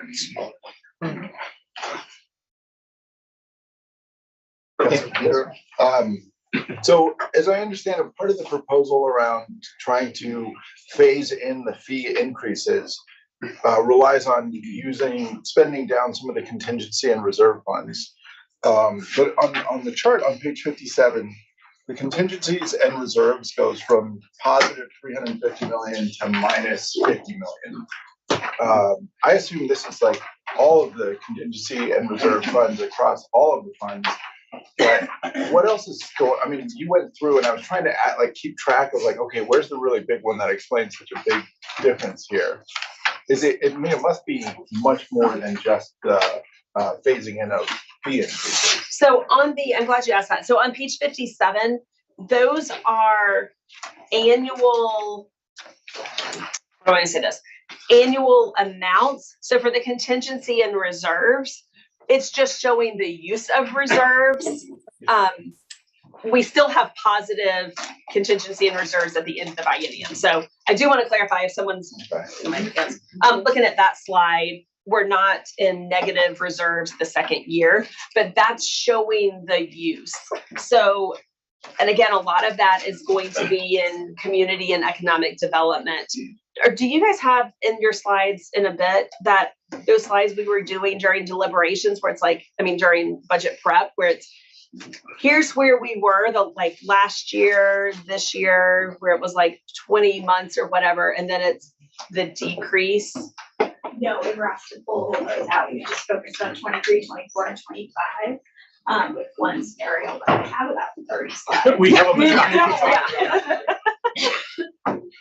So I think we can go through and we might have to do that tonight and tomorrow and bring it back tomorrow to kind of show fund by. I don't know if you guys have something already prepared quickly that shows kind of fund by fund where the interim reserves are, that we can look fund by fund and see where the majority of those decreases. But you're saying this is not a balance. This doesn't represent the balance. This represents the change. Yeah. Okay. Yeah, I did. The one question I have is on and I wrote in on this about the system development charges and the changes for them over the biennium. When I bounced that against the council goals of affordable housing, you began this brief with, we're behind. Look at this pie chart in terms of housing that we have right here. And yet those look like pretty big charges increases to me. So as you referred to, is it possible that we might dive deeper in terms of buying down some of those increases?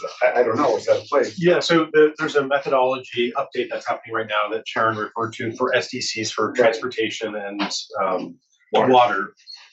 We are looking at a tiered system, which would result in a reduction for smaller homes. So really to incentivize more affordable housing. So that is currently being considered. Councilor Riley is on that work group as well as Councilor Campbell too, so they can go into more detail if needed. But and we waive SDCs. And we do, yes, I'm sorry, we do waive SDCs for deed restricted affordable housing. So we collect funds that it's essentially a fee, development fees. It's 1/3% on a building valuation that we collect. It generates about $1 million a year. That $1 million is then granted out, or in some cases loans, give it out to the community for deed. When I say deed restricted, so it's on the deed for typically a period of 50 years or so to ensure that it's affordable based on a income range. And it's not to offset it. We just don't. We waive it. Yeah. And infrastructure is one of the biggest. I mean, it's huge cost for the community. We have to pay for and build infrastructure, and we have to build it somehow if we're going to provide the housing. So the question is, how are we going to pay for it? Sure. And currently, STCs is the only piece that we have control over, as I understand it broadly, unless we start allocating general fund dollars. And I just looked at the percentage increase, which seemed outsized when I looked at the rest of the budget. Well, it's the now 2 something that it's just based on an ENR, like a CPI, which is. Was it 2.2? You mean, are you talking about the total SDC revenues? No, I'm talking about the percentage increases, like on page 69. Of the PDF, I ran it on the PDF, so I'm not, or PDF of the document. So in the assumptions, it says 20, 30, or 10%. Oh. Yeah. plan, building plan and engineering fee. Oh, that's permit, that's permit, Yeah. sorry, yeah. And we'll talk about those, but yeah, those are increasing that 12, 20, and 10%, and we'll talk about those later tonight. Okay. Part of it is because we've already drawn down those reserves. Those are the ones that Peter was saying, we're down to about 6 months reserve, and industry standard is closer to a year or a year and a half. And so that's why there's such a big gap between where the fee has been and where we need it to be. The increase has been met by drawing down reserves until now. Now we're at this point where the cost and the fees don't match up. And you're absolutely right. The increases are what we're looking at. It's a lot higher than anything else, really. Yeah. No, it's a really good point. Building on Councilor Campbell's point, Sharon, I think something that would probably be helpful for everyone to see tomorrow as it can be prepared is not only the dollar reserves, but translated into time. Yeah. We have that. Yes. Okay, excellent. Well then, I just want to state reserves are currently the reserves are where we want them. They just get drawn down over the biennium. right, So it's more about sustaining the reserves that we have.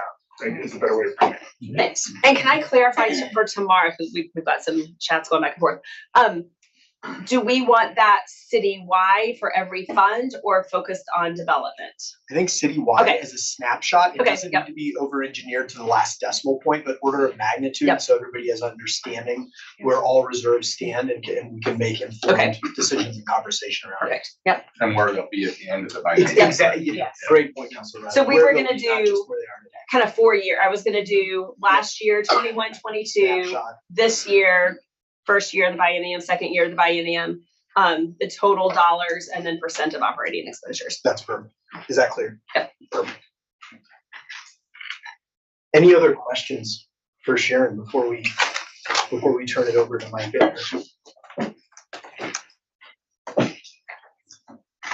Awesome.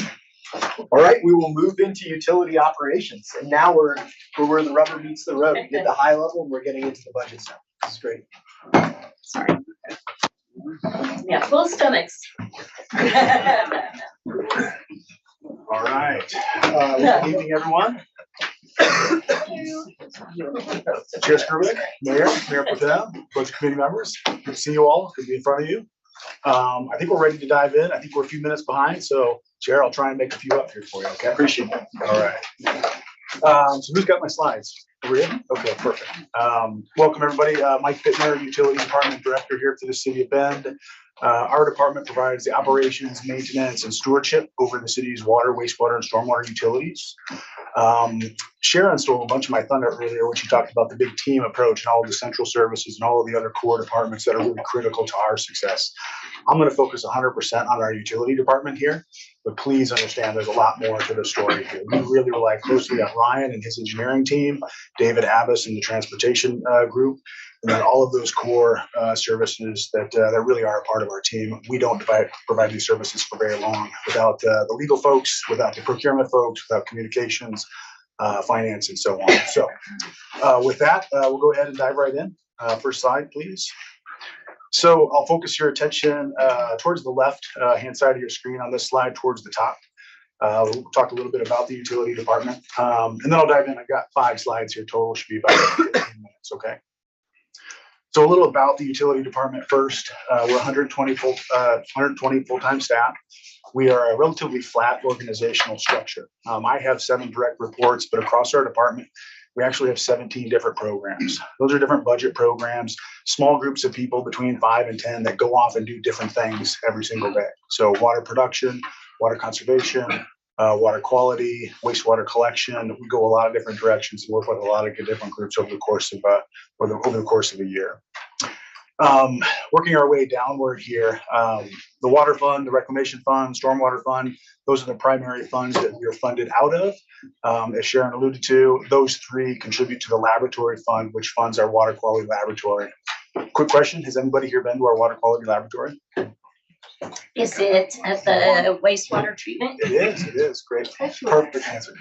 All right, great. Well, at some point, we are opening up tours of our facilities more now, and those are available online. So as we kind of get out of the post-COVID era, dust ourselves off, get out and check out some of these facilities.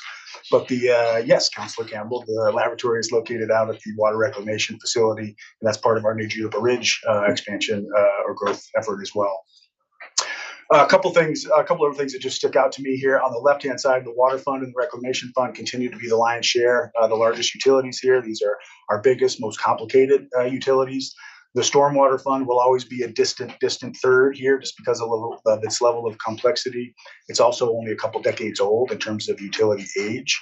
But I think watch for that gap to close a little bit over the next 10 to 20 years as we continue to grow and densify as a community. Drainage and density issues are going to continue to be pretty challenging for us and all Oregon cities, quite frankly. Shifting your attention over to the right-hand side here, at the top, the $356.6 million in this biennial budget, that's everything. That's the 2 years. That includes all of the operations and maintenance activities within our department. It also includes all of the capital improvement plans that Ryan's team has planned for the upcoming biennium, and I'll let him speak to those. Dropping down just by percentage, again, you can see water, wastewater are the lion's share of the budget, stormwater, and then the laboratory is the small sliver there. All right, here I am trying to advance the slides on my own laptop. So this is the daunting task. I get to sum up this entire budget in a couple of PowerPoint slides, and that's always a little challenging. But what I try and look for are a few themes that stick out to me. Or any big anomalies that may be significantly different than previous budgets that you've all seen. So a few things stick out here. I really want to capture these in sort of 3 little mini conversations off of this slide. The top one here is that environment and climate are continuing to become a top priority for the utility department. Not only is that a council goal for our city leadership and our city councilors, we're seeing most of our regulatory requirements start to trend that direction, either at the state or the federal level. So environment and climate initiatives have a lot of momentum behind them. 3 ways we're seeing that through this budget are some revised Environmental Protection Agency rules for lead and copper and water quality. I'll speak specifically about that more here as we get into some other slides. I have some more detail on that one. We're expanding our water conservation and drought measures. I've been in front of our council speaking about that recently, but really we have sound science that shows that if we really invest in conservation over the next 20 years, we can prevent some pretty significant infrastructure requirements. And then lastly, we're going to be focusing a lot on water reuse and resource recovery here over the next 2 years. We don't plan to make any major capital investments in that area over the next 2 years, but we are going to learn a lot about what is possible. One of the reasons I bring this up here also is because it very well could change over the next 2 years, and I could be in a circumstance where I come back to our city leadership and our city council and ask for some additional funding because something new or creative has changed over the next couple of years. There's a lot of activity in this area. So more to come on those 3 bullets and some subsequent slides. Let me touch on these 2 other conversations here, and then we'll keep moving. So ripple effects from the pandemic. We're a big budget with a big operation, and there's always some turbulence out there in the economy. This year, it's really electricity. I think we're projecting, I think it's a 13% increase. I'll look over to my super smart finance folks. I think it's a 13% increase in electricity for the upcoming biennium. That's we spend over $1 million a year moving water around in our water distribution system. We spend over $1 million a year in electricity collecting wastewater, moving around and then treating it. So a 13% increase is pretty sizable, and that takes notice. That definitely has some ripple effects throughout the rest of our budget as we accommodate for that.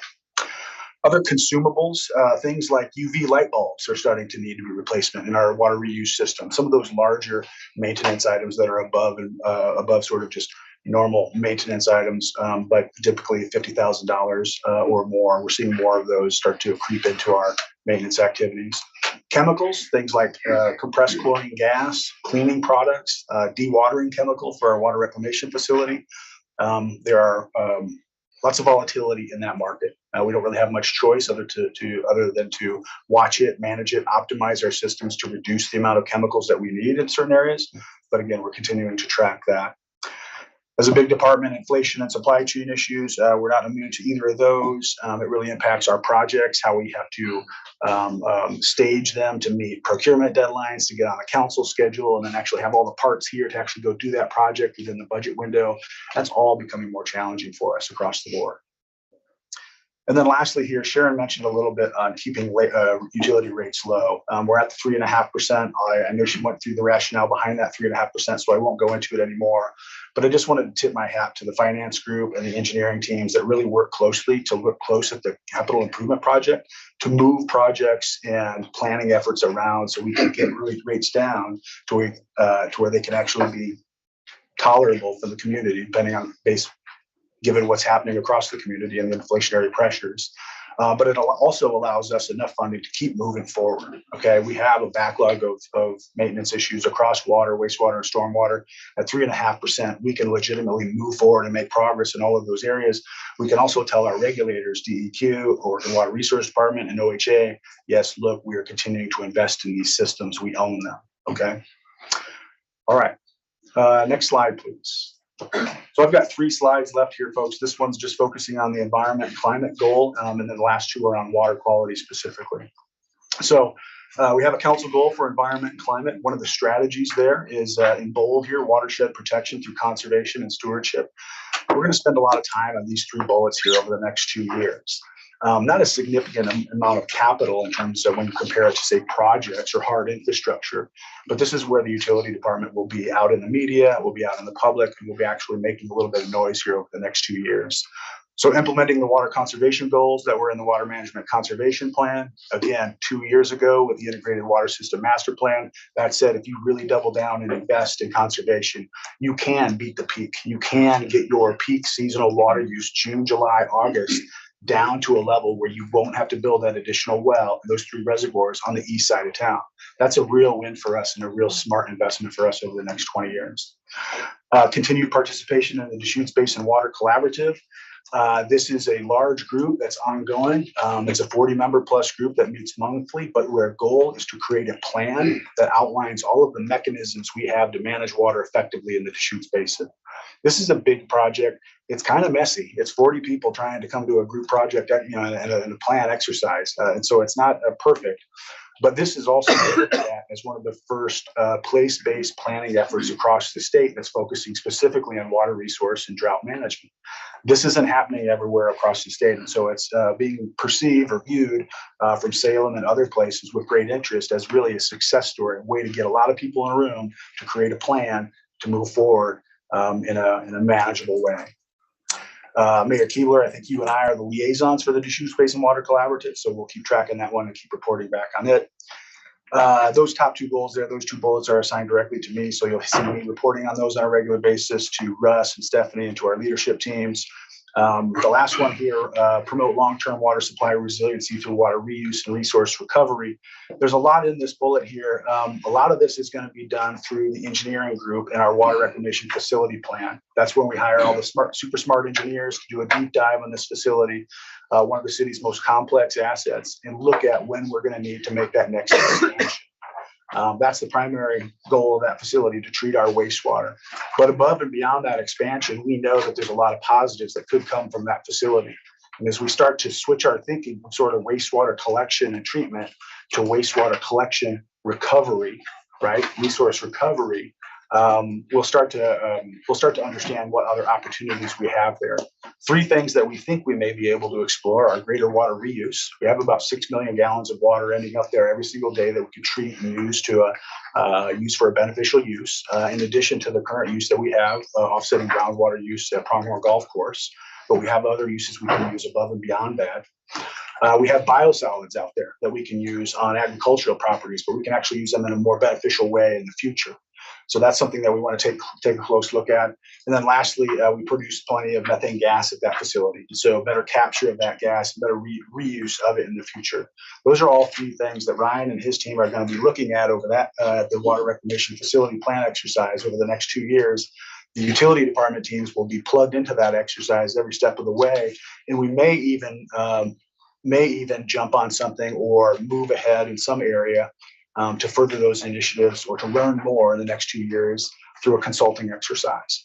it depends on what we find through the water reclamation facility plan, but that exercise will be done within the 2-year biennium. And so we would like to have funding in our budget to be able to move that conversation ahead and not wait 2 years to ask permission to do it. Okay. All right. Last 2 slides coming up here, folks. They're focused on water quality, on lead and copper, as well as PFAS, which are per and polyfluoroalkyl alkyl substances. We can arm wrestle over acronyms versus saying things out here, and just a little bit. But I am not going to say per and polyfluoroalkyl alkyl substances a lot for my future.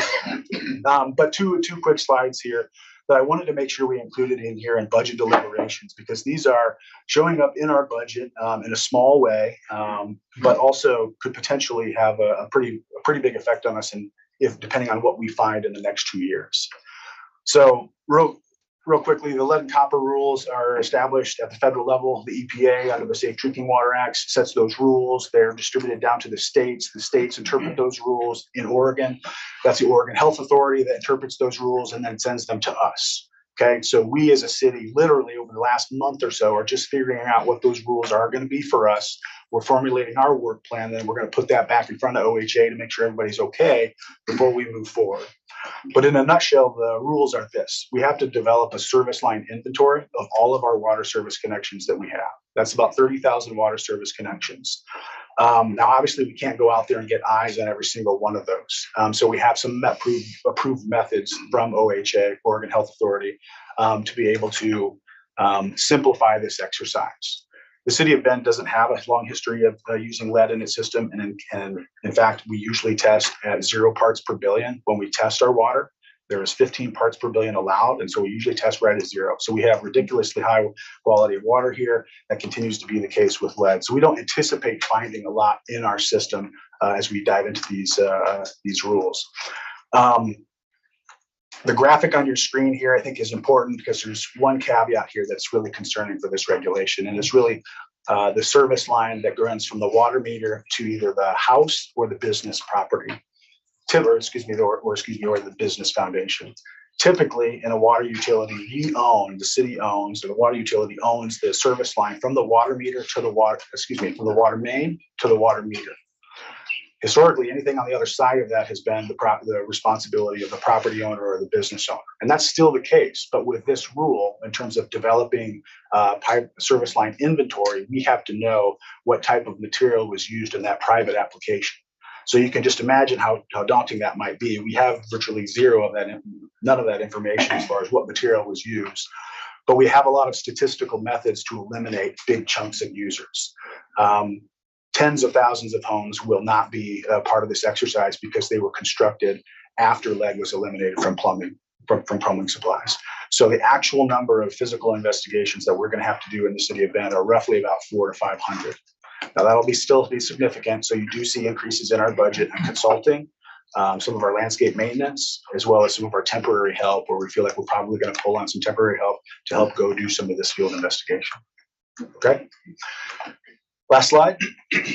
And then similar to that, we have some other emerging water quality regulations at the federal level. These are lagging behind the lead and copper, and so this is still early, but we do feel like sometime between now and the next 2 years, we may want to move ahead and actually act on some of this and maybe hire a consultant and learn a little bit more about PFAS, where it is in our community, where it is in our collection system, and maybe what we might do in the future.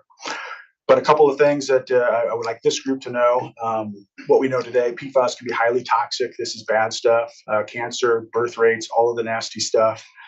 There isn't a lot of great data across the U.S. in terms of where it is and where it's most prevalent. So that's really what we'll be engaged in the next 2 years as part of the EPA's unregulated contaminant monitoring rule. Every 5 years they do one of these. And essentially over the next 2 years, the city of Bend will be testing for 27 different types of per and polyfluoroalkyl substances in our water and our wastewater supplies. We anticipate finding it in our collection system and at our water reclamation facility. Really, collection points in water systems is where you're finding it. The silver lining to this is that we're not alone. There's thousands of other water utilities across the country that are going through this as well. So after we get through the monitoring rule here by 2025, we'll have a better understanding of where PFAS are in our system and where we need to invest dollars. But that could be where we really revamp our our capital improvement plan and look at major capital investments at our water reclamation facility to increase the level of treatment of our wastewater. That's where this could come back to bite us at some point. The reason I put it in here right now today is because at some point in the next 2 years, we may come back as a utility and say, we'd really like to do a deeper dive or investigation in our collection system and get a better understanding of where some of these chemicals might be coming from our customers. There may be more public education and outreach to do than we've planned for as well. We just don't know. So water quality is in here on lead and copper and PFAS primarily for the level of uncertainty it really presents to the utility right now. So with that, folks, I just summed up a whole lot of effort and a whole lot of money and a whole lot of work that our utility department does. And I'm happy to answer any questions that you all have, or I can transition into Ryan to capture the capital improvement aspects. I think I have a question slide, right? Sorry, Mike, I have one question for you. Sure. On conservation, preventing the need for additional infrastructure, because you're talking about tens of millions, not over 100 million of potential infrastructure with city growth rates. Yep. The exact numbers, oh gosh, from our 2021 integrated water system master plan were that if we invested, Ryan, I'm killing myself here. It's going to be $10 million in conservation over the next 20 years would reduce To save $20 million in infrastructure, which was one groundwater well, which is a more precarious conversation than it was 2 years ago. And then 3 reservoirs, which essentially a reservoir is there to help meet that peak day, peak seasonal demand when we all turn on our sprinklers at 6 a.m. So not having to build that is really the trade-off here. What we have to do is make sure that our water use projections are actually tracking with that. And so every couple of years, every 5 years, we'll be required to report, yes, our water use is tracking with our water use with conservation. We're on track. We don't have to make any adjustments. Outside of policy that the elected council may adopt, is there any plan for the department to do anything to incent additional conservation or change in landscape design that reduces that peak June, July, August usage period? Yeah, absolutely. No, great question. That's primarily some of the increase you're seeing in the budget. So in the water fund, in the water resources program, you have some lines for public education and outreach, for consulting. Those lines have been increased sharply from 150,000 to double that. And we can't, 2 years from now, we'll be here with an even larger request. So the department's planning for that. Yeah, and that's also an integrated approach. So there's the work that we do for our own infrastructure projects and rights of way and drought tolerant landscaping, but there's another layer of requiring that in our development code. So there's things that need to happen over the next 2 years to update our development code. That's kind of Colin's team, and so that is on our work plan. Yeah, absolutely. And those do include incentives and rebates to take out your lawn and put in natives. This is, I think, was your question. That was the essence, yeah. Councilor. Should I ask you, Mike, or Ryan about in-conduit hydropower? Oh, gosh, I hate to defer that question, Counselor, but I think Brian. Yeah, all right. You knew I was going to ask. Yeah. I'm sure he's right. Okay, thank you.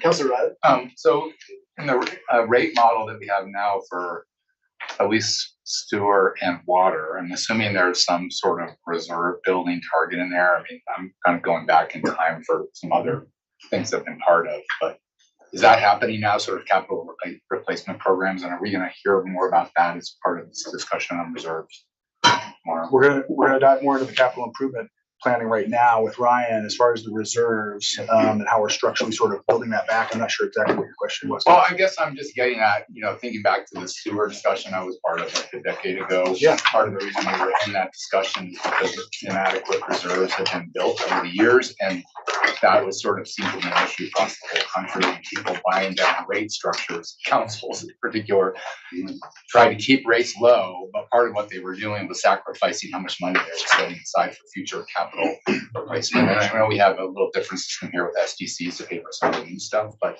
that operation and maintenance side of things, so that we don't get in a pickle where all of a sudden we have these huge needs and we don't have adequate revenue for them. We've got these big rate increases we have to do. So I guess my broad question is, how are we building reserves through the main rate model for capital replacement? What's that looking like? And are there any gaps we need to be thinking about? Or do we have to have reserves? Yeah, so if you like on page 130, so water's on page 137. Sewers on page 145. And if you look at the bottom of those tables, you can see the breakout of, sorry, I'll wait for you to get there, 137 and 145. You can see we've got contingency, reserves for future construction, reserves for major maintenance, reserves for rate stabilization, and then sewer has the reserves for debt service. So we build those into the rate model. So especially the ones that are the targets, the 5 million repair and replacement, the rate stabilization, and the operating contingency, those are built into the rate model as like bare minimum, and obviously debt service, like we have to have these. So as we're building out and kind of building the CIP, those become the first priority. Like we've got to make sure we have this. So it's factored in there almost like a project, if you will, to make sure, hey, we're going to always have this level of reserves. And so making sure the rates are set at a level that ensures we can not only cover the operating cost, do CIP projects, but also have these required levels of reserves.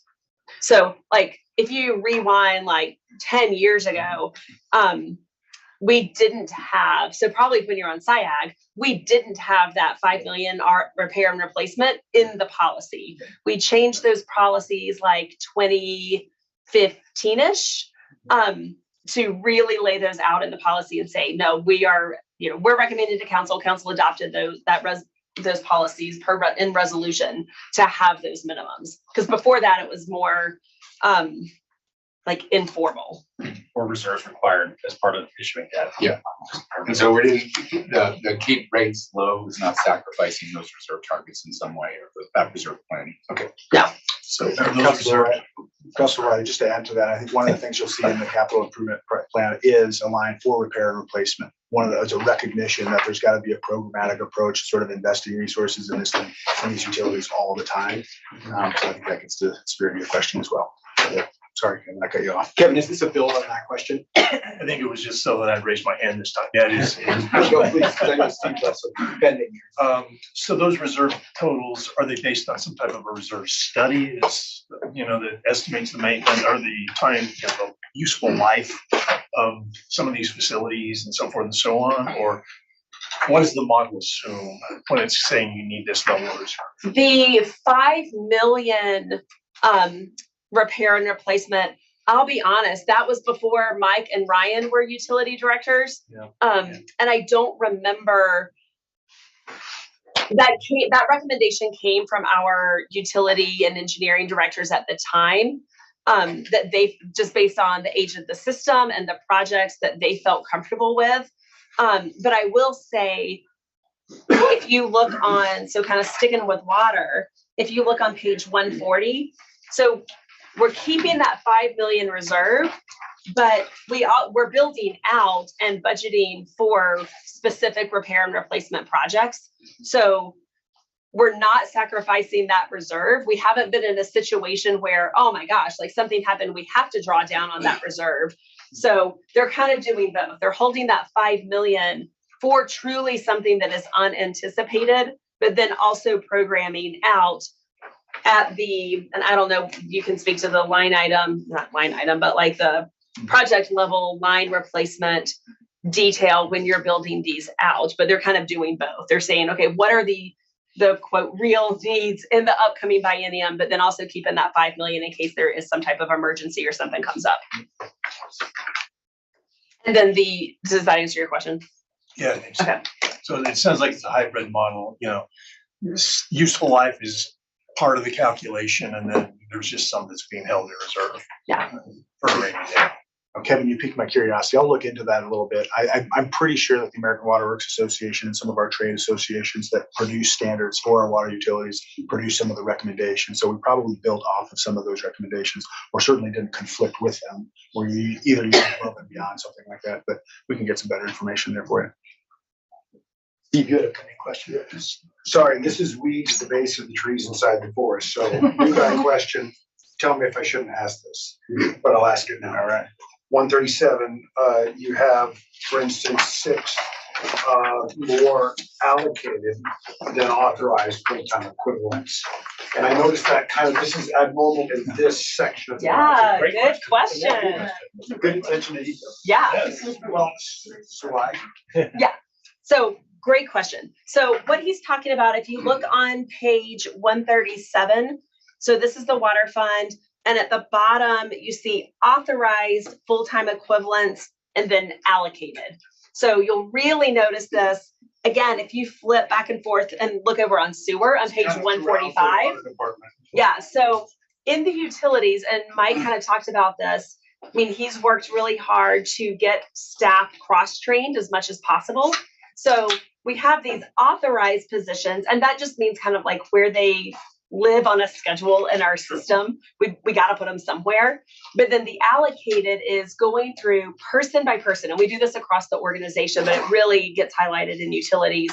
If I'm a utility worker and I have the certifications that I can be a utility worker and work on water, sewer, and stormwater projects, then my position is funded a third. So that's what we call the allocated. And so we don't have like a utility department admin. So, I mean, how many people do you have in admin? Probably like 20, no, well, in utility billing. So like their admin group, utility billing, those staff that are supporting the entire department. That's where you can see they have to only get authorized in one spot, but then they're allocated across all of those funds. So if you were really bored and you went home tonight and took every one of these funds and added up all the authorized, added up all the allocated, it's going to even out in the end. But that's our way of showing how many people are actually funded out of that particular fund. Just, as a committee member looking through this, I said, well, so why is that? And now, thank you for the explanation. Yeah. The other question I have is I noticed overtime's doubling. Over the next, over the 2023, page 142, for instance. Line item 401-200. So I just noticed that was kind of an abnormal amount of overtime, and I'll stop if you want me to. That's actually my only question.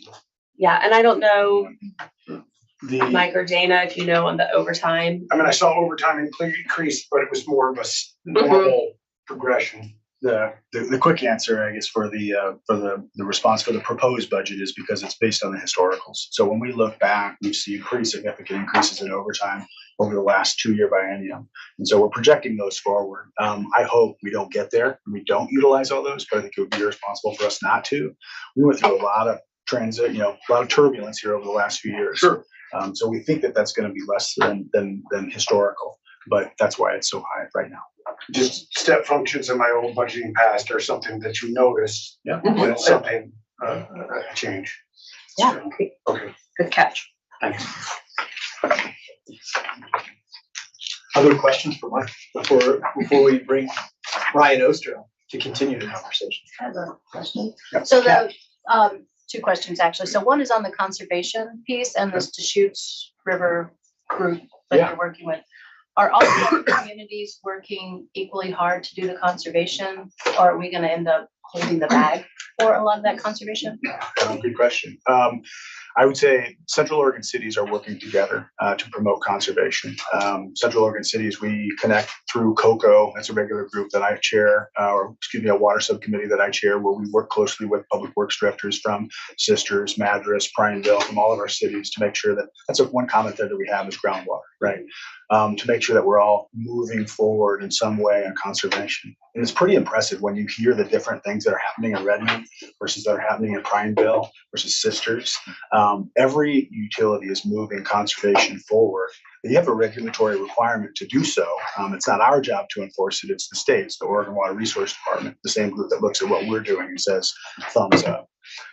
So I would say that yes, we're working collectively together to do that. We don't have any regulatory responsibility to tell those other cities or other water users what to do. So it is more of a collaborative sort of consensus-based effort. That's really what the Deschutes Basin Water Collaborative is designed to do. Bring irrigators, cities, environmental groups, tribal nations together 40+ members and try and figure out what the long-term, mechanisms are for us to be able to do creative things like move water around, things like that. And is there any role for the county in all of that? Yeah. Yeah, absolutely. Commissioner Phil Chang is one of the 3 tri-chairs for the Deschutes Basin Water Collaborative. Steve Johnson from our irrigation district, and then Bobby Bruno from the Confederated Tribes of Warm Springs. So those are the 3 tri-chairs. But yes, we're very plugged into that group and tracking it, and feel like there's really great participation. I think that it'll be interesting to see what the draft plan looks like. And that'll be something that we bring back to our council and discuss as a team, as an organization. But yeah, we're one of many that are participating in that, but one of several cities that have quite a bit of influence as well. And then the second question was on the laboratory services. Yes. And we're coming out of COVID. I know there was wastewater testing for COVID. Is that something that's done by the county through public health, or is that something that the city was doing? Yeah, great question. Both. So it's really organized through the county Department of Public Health, and wherever you go in Oregon, that's kind of the point person for these efforts. We as a utility, sort of in Deschutes County, we're active participants in this wastewater epidemiology or wastewater surveillance, sort of a new emerging area of science for smart cities to look at their wastewater streams, understand what's happening in them, and then try and sort of predict the future. So we're staying a part of that conversation with Oregon State University and Deschutes County. But as far as where that effort goes next, that's a great question. We are resourced and we have the staff to continue doing what we're doing and performing those sort of field samples, that sampling effort out in the field. So we'll continue on with whatever county and state led effort exists. Thank you. Thanks, folks. I appreciate it. Thanks, Mike.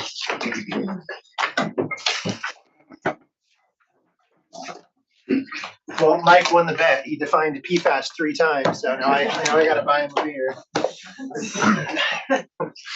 Hello, Budget Committee. My name is Ryan Oster. I'm the Engineering and Infrastructure Planning Director. So I make up the second leg of the Public Works stool. So Mike, David, and myself. Yeah, you'll have to hear from me again tomorrow night, a little bit repetitive, but David and I will be back here tomorrow night talking more on the transportation side, whereas today is a little bit more about utilities. So I only have a handful of slides as well, just like Mike. So we'll go ahead and dive right in. If we can go to the first slide. There we go. So a little bit about EIPD, which is the Infrastructure and Engineering Planning Department. We have 32 full-time employees right now. Our charge is to deliver the capital projects as defined. And basically we work off of what are called master plans. And some of you have been involved in those master planning efforts in the past. And those are kind of our marching orders for how, what the needs of the systems are. And how we can maintain and continue to deliver high quality stuff. So we get to build it, and then Mike and his team can maintain it over the years. So we're structured in a way that we're kind of split up into different teams as well, a lot like how Mike described their team. We have a team that's kind of does mostly water capital work and sewer capital work and transportation and so forth. We also have a group of certified inspectors that go out every single day and make sure we're building everything to standard. And then a big thing that we had this year that's going to be reflected in the budget that we haven't had in years past is the expensive general obligation bond, $190 million. So that's a big portion of how EIPD really kind of changes how we operated. We formed a 4th leg of our department there to help deliver the geo bond work. We also do our work based on council goals. And so transportation infrastructure is the primary council goal that defines how we do our job as well. A couple examples of that you'll see is the evaluating feasibility of in-conduit hydro, which I'm happy to address that here a little bit as well. Education and outreach strategies to inform the community about infrastructure projects. And then we got a lot of master planning efforts coming up in the next biennium as well. We have a new collection system master plan. Last one was done in 2014. So we'll be about 10 years out by the time we're done with that. We have a stormwater master plan that we need to get done in the new biennium. And then we have facility plan updates. Mike described some of those efforts out at the water reclamation facility and at the water filtration facility. So both ends of the system there. And our staff is very aware and, we're pretty proud of the work that we do. And I'm proud of my staff. There was a mention that Councilor Riley made earlier of, supporting things like the housing goals. Well, you need the infrastructure in place to be able to meet those demands as well. So we feel like the work that we do is vital to helping council across an array of goals that they have and they want to deliver on. So my next slide is a little bit repetitive. Sharon touched on this as well, just referencing you to the budget document starting on page 403. So I won't hit on that too much. But tonight we'll talk primarily about there's 12 capital improvement programs in the budget. Tonight's a focus on water, wastewater, and stormwater. But there's 9 other ones. I'll talk about transportation, accessibility, geobond, and some other ones. And then there's some other tiered capital programs as well in there, related to some of our urban renewal areas and facilities and other stuff. But yeah, just refer you if you want any specifics about any project in particular, we can certainly flip to that. But there's a lot of definition in there, as Sharon explained, starting kind of the last third or so of the budget book. It's basically a project by project breakdown on how we're planning on delivering over the next biennium. So next slide. Make sure I'm lined up here. Perfect. So this is our breakdown of the next biennium. This is basically where our expenses on the capital side are anticipated to be spent. You'll see that it's actually very similar on a pie scale to what Mike showed in terms of the percentage of water reclamation versus water versus stormwater. That's reflective of the size of our system and the needs of our system, and that kind of worked out pretty nicely. That's where we're planning on spending that percentage of the budget. So there's about $90 million in total when you add up the projects we have planned on the water, sewer, and stormwater side. About 45 in water reclamation, which is sewer, 35 in water, and another 10 in storm. Storm taters. Yeah. Storm eaters. Yeah. Oh. So there you go. Storm water. Gonna change it right now. Yeah. Storm taters we could grow with the biosolids. Exactly. Yeah. Make some revenue out of this. There you go. So 90 million in the biennium. And you'll see in the 5-year CIP, because we actually build out 5-year capital plans, it's $190 million over the next 5 years. Of course, that's subject to change based on regulatory requirements and a lot of things that Mike already described that I don't need to get into anymore. I do want to emphasize, though, that in working very closely with Mike and David and the rest of the Public Works group, and it hits a little bit on a previous question, is there's obviously been a high demand and need to accommodate for growth. And we've seen other utilities over the years in other jurisdictions get so focused on delivering on growth that they're taking their existing system for granted. So you will see in these documents and the way we budgeted is a reflection of we want to make sure that our systems stay top notch and stay award winning like they are. So there's investments in there, repair and replacement programs. There's a couple projects in particular just to highlight it. So next year we've got spending for what's known as the West Side Lift Station. It's one of only 2 lift stations that actually convey wastewater across the river and towards our plant. So if one of those 2 things isn't working, that's a big problem. So we have an investment to rehab and redo our West Side Lift Station coming up in the next biennium. Another example of investing in our existing infrastructure is the Aubrey Waterline project. That's going to start construction next month. And that's to supplement, it's kind of a hybrid project. It helps replace an existing and aged line that was built 50, 60 years ago, as well as upsize it so we can accommodate future growth at the same time. And then a third example is the Newport project, which again, excited to say is going to be open on Friday. But that was a stormwater replacement project. A lot of people don't realize the primary driver behind that was to replace the stormwater system that was under Newport. Of course, though, if we're going to tear up the road, we're going to take every opportunity we can to rebuild it to current standards compared to what it was before. So next slide, and you only got one more before questions. This should just be a nice map. And don't look too deeply into it. It's just meant to represent kind of an overview. And I joke with Russ a lot that we're probably just going to get some billboards on Highway 20 and 97 as you come into town that just says expect delays. But there's a lot of work coming up. And this is just on the utility side. You're going to see a similar map to this that has a transportation focus. So you'll get to imagine both of those overlapped tomorrow. And a lot of this has to do with synergy and how I just described Newport, where we try to make sure, we don't have to come back and tear something up that we just got done 2, 3, 5 years ago. So a couple of the highlights that I just want to show here is down in the southeast area of town, we're going to build a regional lift station that's in a master planned area that City Council initiated the master planning effort a couple of years ago. Lot of good opportunity down there for housing and growth as well. So that project's getting kicked off here pretty soon. So we're going to build a regional pump station to accommodate the sewer down there. The septic to sewer program was mentioned as well. That's been a highly successful program. Appreciate the additional funding that Councilor Campbell lobbied for this last year. We've got a waiting list of community members who want to be a part of that program. So it's a highly successful program, and all credit to my predecessor and others who helped get that program up and running. And it's operating smoothly now. Mentioned the focus on repair and replacement. Pump station programs. We got a lot of pump stations in town. We're trying to get a lot of those taken offline as we build our deep sewer interceptors and other things. So there's less operational and maintenance need on Mike and his teams. And then the big thing is going to be the collection system master plan. So that's a big focus over the next biennium. And we've done a great job delivering on the 2014 master plan. And it's quite nice to be able to go through there and tick off all the projects that we've built since 2014. So it's time to come up with a new list of projects. Some of those, just as a precursor, are going to be things like a central interceptor to accommodate growth in the core area, box factory, downtown, stuff like that. So it's a deep gravity sewer line that's known as the central interceptors. One of the big priorities that's going to come out of that, as well as an east interceptor. So very similar to what we've done in the past with a southeast interceptor and the north interceptor to set those up for future growth.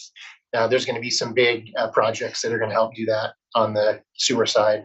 On the water side, I mentioned the Aubrey Butte distribution project, in conduit hydro, which is an exciting one to be looking at, as well as expansion of what's known as our Outback facility or our water filtration facility. We've initiated some work with the United States Forest Service for what's known as the Town Site Act, and trying to purchase some additional property out there so we can accommodate future growth in our water system out there. And then on the stormwater side, again, some R&R money set aside to make sure that our existing system stays good. And then the infamous Franklin and Greenwood underpasses should be getting addressed over the next couple of years as well. We did the 3rd Street underpass a while back, and ever since then, we haven't had any flooding issues. But as we saw, we still get some flooding in Franklin and Greenwood occasionally. And then as small as the budget may be, we do actually also need to do a stormwater master plan to make sure we're allocating for future demands on that as well. So that's basically all I had in a nutshell. Happy to answer any questions or follow up with any previous questions there might have been. Kevin? These are complicated projects, a lot of moving parts. Yep. Can you just comment on kind of the history of, completion on target, budget on target? How, how's it look when you look at, history? Yeah, so Newport's a good example. We originally anticipated that to be a 24-month-long project, and then COVID hit. And fortunately, we're going to be delivering it next week, and it'll have taken 25 months. So I feel like we do a really good job in kind of navigating and working through all that. I will say, though, that inflation has been a big factor in how we've had to budget, and we built some of those costs. The ENR was mentioned earlier, and it's quite interesting because the ENR factors in a lot of different types of materials like lumber and other things. We don't use a lot of lumber on our side, but we do use a lot of oil in the asphalt and a lot of other things like that. So we definitely have a different look and perspective on this budget than maybe we would have had in years past based on inflationary costs. But overall, I think that, the city is actually doing quite well in delivering relatively close to being almost always on time, with a couple exceptions here and there when we run into some unknown conflicts underground, and relatively close to being on budget. And we do accountability reports on all of our projects. So those get reviewed by council. We have scope, schedule, budget. And kind of red, yellow, green, you can go online and look at all the history of every single project. Those cut sheets are a summary, but we also have financial, we tie it all together and share that with council on I think it's a quarterly basis. Yep.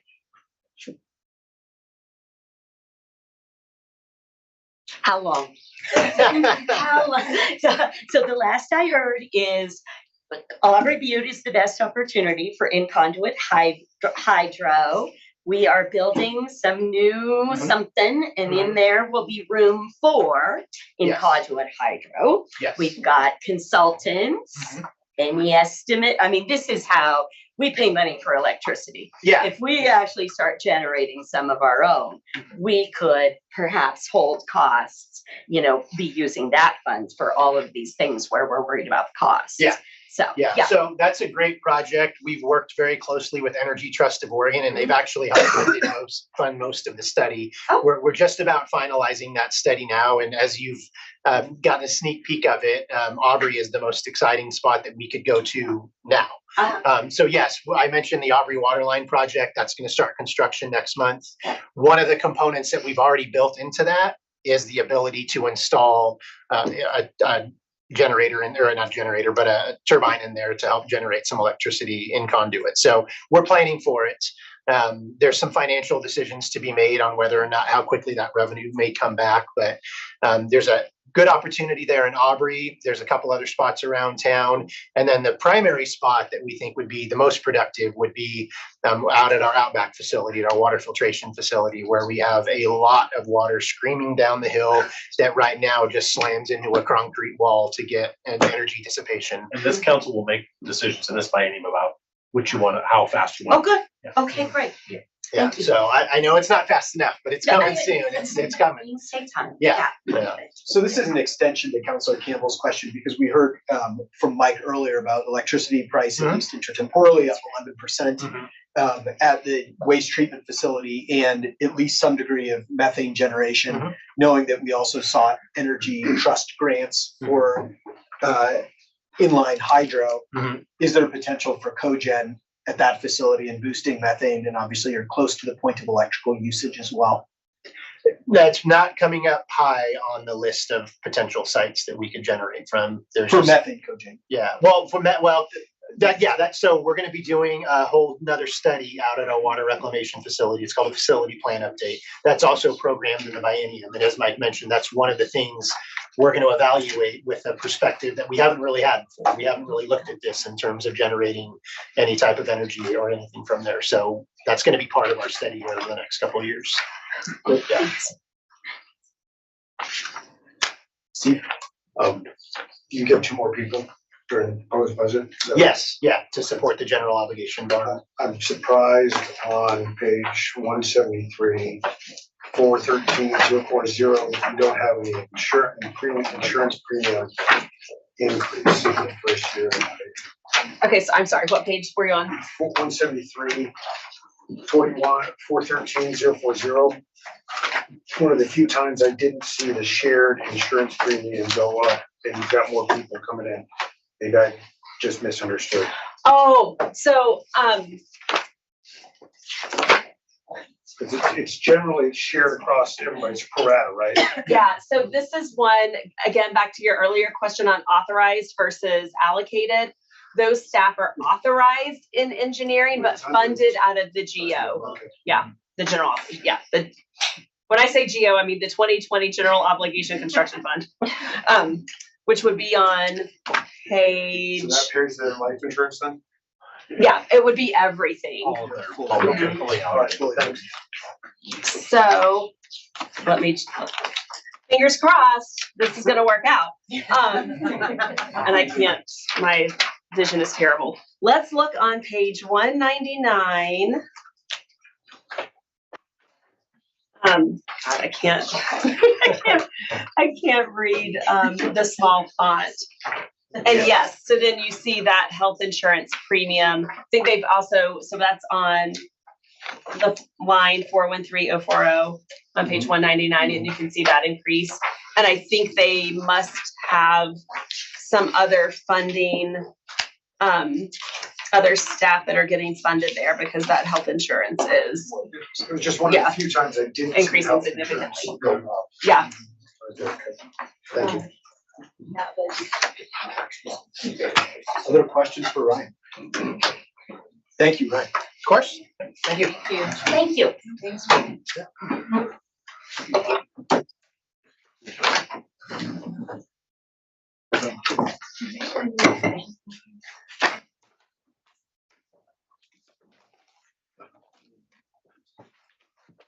And so next up, we've got Colin Stevens in Community and Economic Development. Hello, good evening, everybody. I'm Colin Stevens, Community and Economic Development Director. Give me just a second to set up here. So just as a lead-in, I'm listening to talking about public infrastructure, capital improvements, and now we're going to shift and talk about private development, private improvements. I like to tell people, if our city isn't building it through a capital project through Ryan or Mike or David Abbas, ODOT stopped building it, it's somehow come through my department. It's been planned for, encouraged, reviewed, and inspected and permitted through my department. So quite a lot of activity. And we can go on to the first slide. So this shows kind of who we are. We're 120 full-time employees, and I've got the major divisions or programs broken out into this pie chart, and that would be building safety. That's our largest one at about 34%. Both planning and engineering are about the same size, and they are about 15% of the budget. Called out growth management as their own fund because we're going to talk about them in one of the further slides. And then the other programs, I just want to run through who those are so you know what we're talking about. It'll be code enforcement, licensing, development services, economic development, and our administration. Any questions on this slide? And also I have 8 slides that I'm going to go through, and then we've got a little time in my presentation because as Sharon kind of led in, I believe there's going to be a lot of questions. So we can jump to the next slide. These are our key budget drivers, and we provide services. I don't build anything out of my department, so it's personnel is what our cost of providing services is based upon, and those have been going up, as you saw at the beginning of this of tonight. And then 3 out of the last 5 years, we have not taken any increases in our permitting fees. And the reason for that, and we'll talk about that in some of the upcoming slides, is that reserves are covered for that. We ate into reserves. It was a conscious decision going into the previous biennium to do that. And now those reserves are depleted to the extent that we need to now increase fees. And then this is a want, not a need. I'm sorry, I got that backwards. Quite a need. Major. So this is one 3-letter word. So this is really to just maintain our current service levels. We're not really adding any programs or any significant staff. This is just to keep the staff that we have. We've been working very hard on our permit turnaround times, as those in the counselors have seen. We've had a couple presentations on that, and we really kind of got that pointed in the right direction. And so this is to maintain the progress that we've made and to continue to do better in that regard. So next slide. So here's where we're going to get into actual discussions about what the 3 main funds look like. We have planning, building, and engineering are our 3 main revenue generators.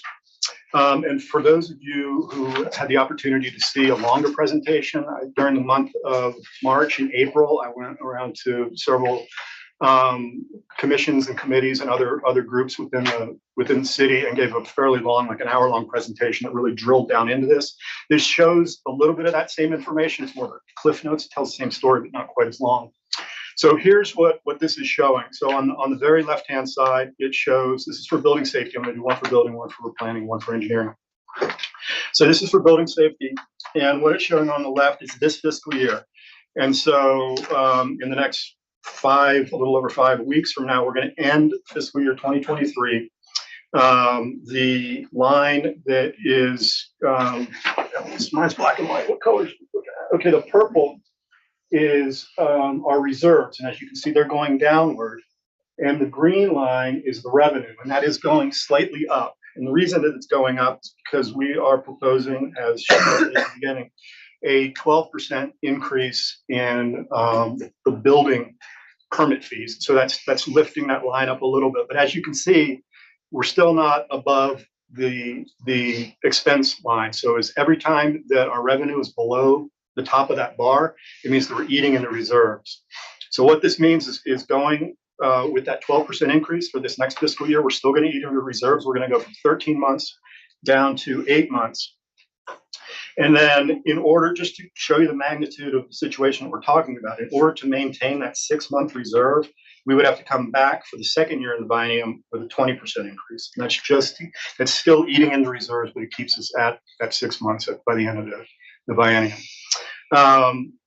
Sharon talked about already that we are meeting with the stakeholder group of folks. Back in March, when we first started talking about this, if we had tried to go to a full cost recovery in year one, it would have been like 60% for building, a 60% for planning, and like a 30% for engineering. And so we'd always talked about kind of phasing that in. Now it's more of a discussion about how quickly do we phase that in. We've had our first meeting with this group, and we're setting up progressive meetings as we go, so that when we come back here, well, we won't be back to this group, but when we come back to the council for next year's fee resolution, because we only do a 1-year fee resolution adoption, we'll have more information about how we want to take that. But this shows you what it would take to get to that 6-month reserve. So just to understand, so we would have had to have a 20% increase to maintain at the 13 months level. No, we would have a 60% increase. Like if you wanted to do it get the revenues up above the expenditures, it would have been a 60% increase this fiscal year to have that by the end of this fiscal year. I'm sorry, 2024. I thought you said earlier it would have required a 20% increase. There's 2 years of the biennium. Yeah. So what we're proposing is just the 12%. Right. We're saying if we wanted to keep that 6-month target, that second year of the biennium, there's a lot of assumptions, very dynamic model. It's somewhere in the neighborhood of the second year of the biennium would be 20%. To get to 6 months, but not back to that 13. I think it's important to understand, I'm Russ Grayson, I'm the Chief Operations Officer for the review, and that it's really important to understand on the revenue, on the assumptions. There is a lot of assumptions that go into this. That Colin is in no way in control of what walks through the front door. So that's one of the reasons we're looking at this kind of stepped approach. Is if anybody has a great crystal ball in the economy, we'd love to know what your crystal ball is saying. But we're very conservative on our revenue forecast year on year. But if we get a couple big projects that come in, the revenue projections turn pretty fast. So that's what the stakeholder group engagement is going to be, is just watching all these different factors so that we kind of have real-time data on when additional fee increases are going to be needed. More questions on the building fund. So I'm going to go into planning next, and that one is it's the one that's in the worst shape. So for planning, it started out in the worst shape, and I'll just give you a little bit of history. So 4 years ago, prior to that, for a period of time, planning had gotten some general fund support to help pay for the front counter, some code amendments that Pauline Hardy works on, as some of you work with. And then I think it was also some pre-application conferences. So there was about a $500,000 in general fund support in the previous years. Those were paid starting in fiscal year 2020, but the fees were never readjusted to account for that because our reserves were so high. But it ate into the reserves quicker. So that's why it's starting out at the end of this biennium at 8 months of reserves. And then even with the 20% fee increase that we're proposing for this coming biennium, we'll be down to 3 by the end of 2024. And then this is a fairly significant increase. In order to keep that 6-month minimum reserve by the end of the biennium, it would require a 70% increase in planning fees a year from now. So that would go into effect July 1, 2024. And I will say this is sort of this is the unique thing about really particularly planning. Most cities have some general fund dollars going towards planning, community development. We've just had, because of our low tax, goes back to that source of what I was talking about with financial. We have a low tax rate. Our stresses are police, fire, transportation funding, and so those just become more and more acute as we go through time. And so, but that is something that council could consider, the budget committee could consider as providing some relief to these fees, of providing some subsidy as we have done in the past. Emily? I'm remembering last year at the end of the budget deliberations, now I can't remember if it was building or planning, but we did say, let's pull some from general reserve to our Long general range, fund. it was long range planning. Long range planning, Which is- okay, which is cause I not was like, didn't we do We- it You here? did, But you did it for okay. long range planning, and that Thank does have general fund support. It's typical, so what Colin is talking about is our current planning fund, so that's applications coming in Okay. versus planning for, more land supply, that type of thing. Got it.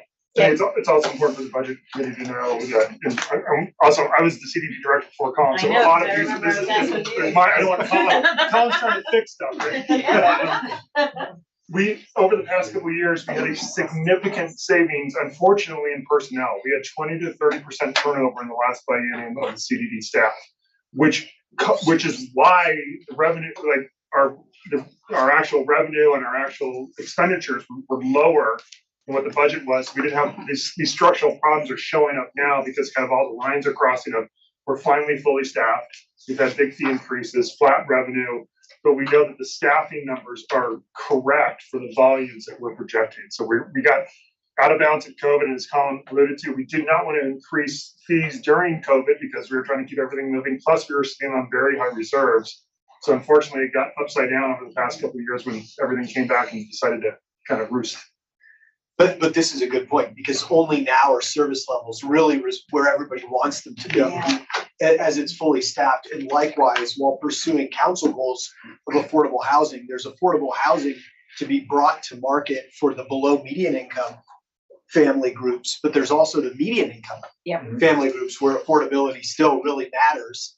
And this is an area, I think, as we get to deliberations, we're talking about, should general fund in any way offset some of this to avoid massive rate increases that have a knock-on effect to those kind of properties that are not subsidized by an existing deed restriction platform or some other policy mechanism. And before we're receiving money to operate, we operate the front counter, which is basically the front counter of the city. We've extended it. That's basically completely supported by the CDD administration. As Colin mentioned, the code changes, that was general fund supported.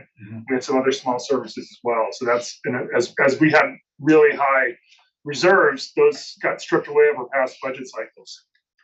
So follow up, how much would be needed to support staying at 6 months in 2024?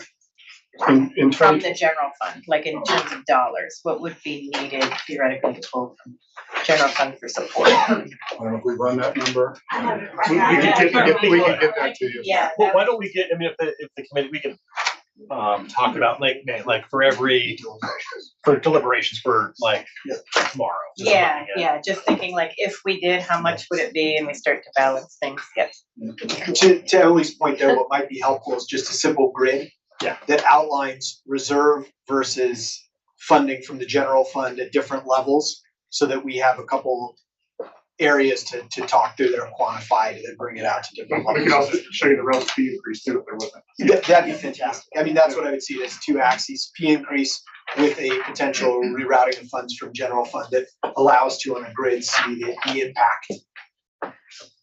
Would be helpful as we get further in deliberations, because no doubt this will be a topic. Sure. All right, ready to move on to the engineering fund. So this one is in the best shape, and I think a lot of the reason is it's our youngest of the larger fee-supported departments, and so it had a pretty good foresight going into it. And then also it was the ability for them to build up reserves was based on the fact that they were very understaffed. The staff that were here were overworked, but we've got them staffed where we want them to be. And in order to maintain where we are, or actually, well, to not lose significantly, we are proposing a 10% increase for fiscal year 2024, and then to maintain an 8-month reserve, it would be a 4% increase, which would be really commensurate with just kind of what our employee contracts are going up. Questions on engineering? Okay, so I'm going to move off the actual funds and move more into council goals and what our program is supporting regarding council goals. So we talked about permit review. We've been working on streamlining the permitting process. Those 4 initiatives: pre-screens, review tracks based on complexity, pre and post permit meetings, and residential master reissue program. Those are just some of a larger list of initiatives that we've launched this calendar year. Most of these are in place. Now we're in quarter 2 of the calendar year. And by quarter 3, we will have all of those in place, and they've been really helpful in reducing our turnaround times. And then we're going to continue to have accountability for turnaround times. We've got public reporting. The city's Office of Performance Management has been really helpful in putting together a council dashboard that is an outward-facing tool that people can look and see what our turnaround times are.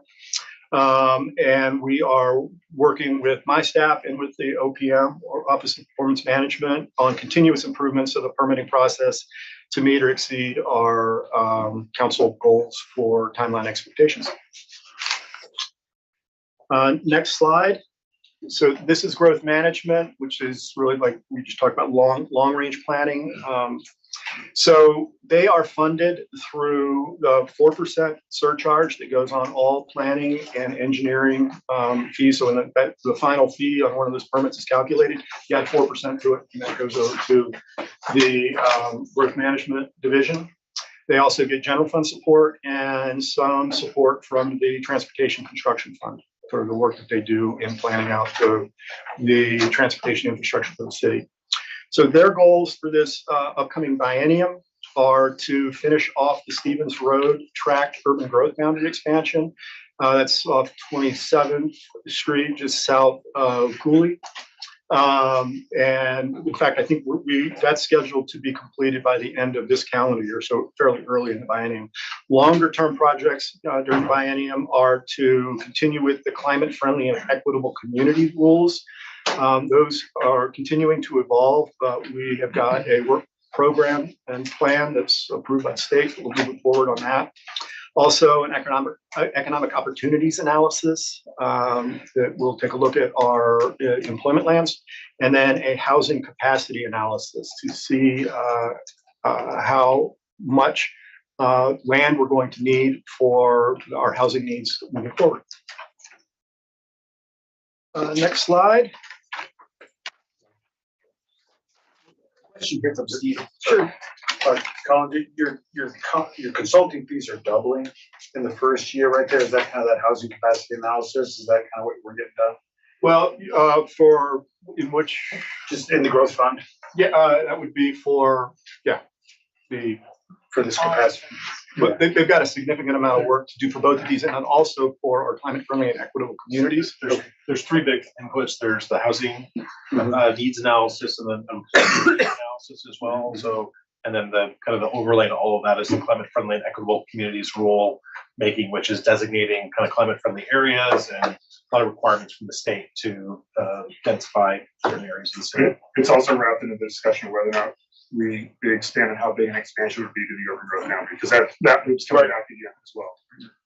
But I mean, we're getting all that work done without increasing FTEs by having more consultants. Right? I mean, that's essentially what's going on. I was a little surprised to see the FTEs are constant, given how much work I know that's going to take, and frankly, how important it is to the medium term planning and what the community wants for planning for growth. That's right. So. But just, and the CFEC rules require a lot of specialized consultant work that we just don't have. Right, we don't have. But I mean, that's how we're going to get it done. So, we are continuing to advocate for state dollars. So, but we're not assuming that in the budget. So at this point. Colin, how much does the Stephen Roads UBG expansion annexation add in acreage? Just rough. About 250 acres. The whole area is a section, which is 660 acres, and we brought in about 350 or 60 already. And so it's the rest of that section is square mile. Understood. Right. So last slide. Next slide, which is the last slide. So tax increment financing districts. So this sort of goal is shared between CEDD and then the housing department as well, because they're going to be administering the actual funding. But the three TIF districts that we have are the core area, and the strategic investments there are for business assistance. We have a business advocate who's assigned to that area to help businesses through that. There's also development assistance, and then hard money for infrastructure development. In the Murphy Crossing refinement plan, or I'm sorry, their tax increment finance district, the prioritization there is infrastructure, primarily US 97, as well as any infrastructure needed for housing development in that area. And then finally, at Juniper Ridge, where we are working to expand it as an employment center. Using the TIF for infrastructure development, and then also encouraging housing development by surplusing land for housing in the Juniper Ridge area. And that's my last slide. Any questions? I know you're going to want to talk probably a little bit more about reserves. Questions? Question. So going back to one of the earlier slides, you have the three different funds with the different arrows. Do most projects have expenses in all three of those? And is there anything that shows the cumulative of, if anybody comes in for a project, what the total increase would be on their fees? That's a really good question. A lot of projects go through all three, like your typical subdivision would hit planning first to get a subdivision approval, and then they would go to engineering to get all the streets and utilities approved. And once that's all built and it's platted, then they would go through our building division to get building permits and inspections for all of the buildings that are going to get built in that area. Same thing for a large commercial building, probably a little bit less with our engineering, just because the public infrastructure is not as extensive with just say one commercial building, but they're still going to be involved with them. So it'd be difficult, I think, to do like a real cost comparison, because the projects are so different. And then also they could also be like years apart. It could take, 2 to 3 years by the time you submit the planning, by the time you close out that last building permit for like a residential subdivision. In the more in-depth presentations that Colin has given, though, we have given some case studies of like, here is one project and here's what this would mean for that one project. It's really not one project is the same as Colin's saying. So but it's yeah, we broke out. I think I have one for a single family dwelling, a commercial building, and I'd have to look at my presentation again. But it'd be like, so what would the first year the fee increase have on those types of projects? We could update those and get them to them. And I think one of the things that's always important, because from a customer perspective, the permit fees are a piece of it, but the much larger costs are the impact fees or system development charges. Right. And so we've done our best to say, here is what the permit fees are in context to the SDCs that you pay. On average, it's 5 to 6%. It runs about around 6 to 10%. For 6% around residential, it can go up to 10% on commercial, because it depends on the size and scale of the project. That's for SDCs plus fees? Plus fees, yeah. And SDCs are probably like 60 to 70% of that at least. Mr. Chair, can I ask a question? Sure. If we're going to be contemplating padding any of these costs with general fund or reserves, I mean, essentially we're asking taxpayers to fund more of the development process. If we do that, I think I want to know, if we're having that conversation tomorrow, whether if we did that, would our fees be out of whack with competing cities? Because I don't see, I mean, we've had record quarters of permits for as long as I've been on council. I don't see our fees. Yeah, there's a long wait. We hear a lot of complaints about it. It's certainly an issue for housing development, but my sense is that it's not slowing down the appetite for developers to develop projects. It is making certainly a burden on them. It makes them more expensive. But if we're going to ask the taxpayers to subsidize development of whether it's residential or commercial or whatever, I want to know whether we're out of whack or whether we will be out of whack. Fair. Yeah. Actually, I think the mayor raised her hand. Building off of that, what would be helpful for me in understanding if we were gonna subsidize our permitting fees is what I hear from developers is waiting 6 months to a year for a permit is incredibly costly given the price of money right now. Yep. So is it really the fee or is it the delay that's really driving up the cost? And so I would wanna understand the comparison between those two numbers. And I would say Colin's done a great job on not eliminating the delay question, but significantly reducing the impact of review times on the development. Yeah, just thinking from a priority standpoint, keeping that going might be a priority compared to the other one, but I want to understand the numbers more. Councilor Mendes? Well, so the potential for using general fund money to support planning, I mean, there's two parts to it, right? There's the desire to keep the reserve funds at a particular level, and then there's a desire to phase in some of the needed increases in fees to cover the expenses. Would I be mistaken in thinking that if the goal was to, for example, maintain reserve funds, if those reserve funds get depleted on the planning side, are there any reserve funds that would be available from the general fund on some kind of emergency basis to cover potential costs that might come up from the planning department? In other words, the way that we set up the community and economic development department is to be self-sustaining. So I don't think we would need council direction on potentially looking at general fund dollars. Sorry, water just went down the wrong pipe. But normally, as a course of operations, we wouldn't backstop the general fund with more fee-supported services. I mean, that helps me because if the goal is to try to keep the reserve funds at a particular level, it sounds like there would still be the policy option of saying, well, if the reserve funds get so low and we're talking about using general funds anyway, then just let it come to that point and then we can cross that bridge when we come to it. I think you're all kind of making the case for why we have this small stakeholder group, because it's very dynamic.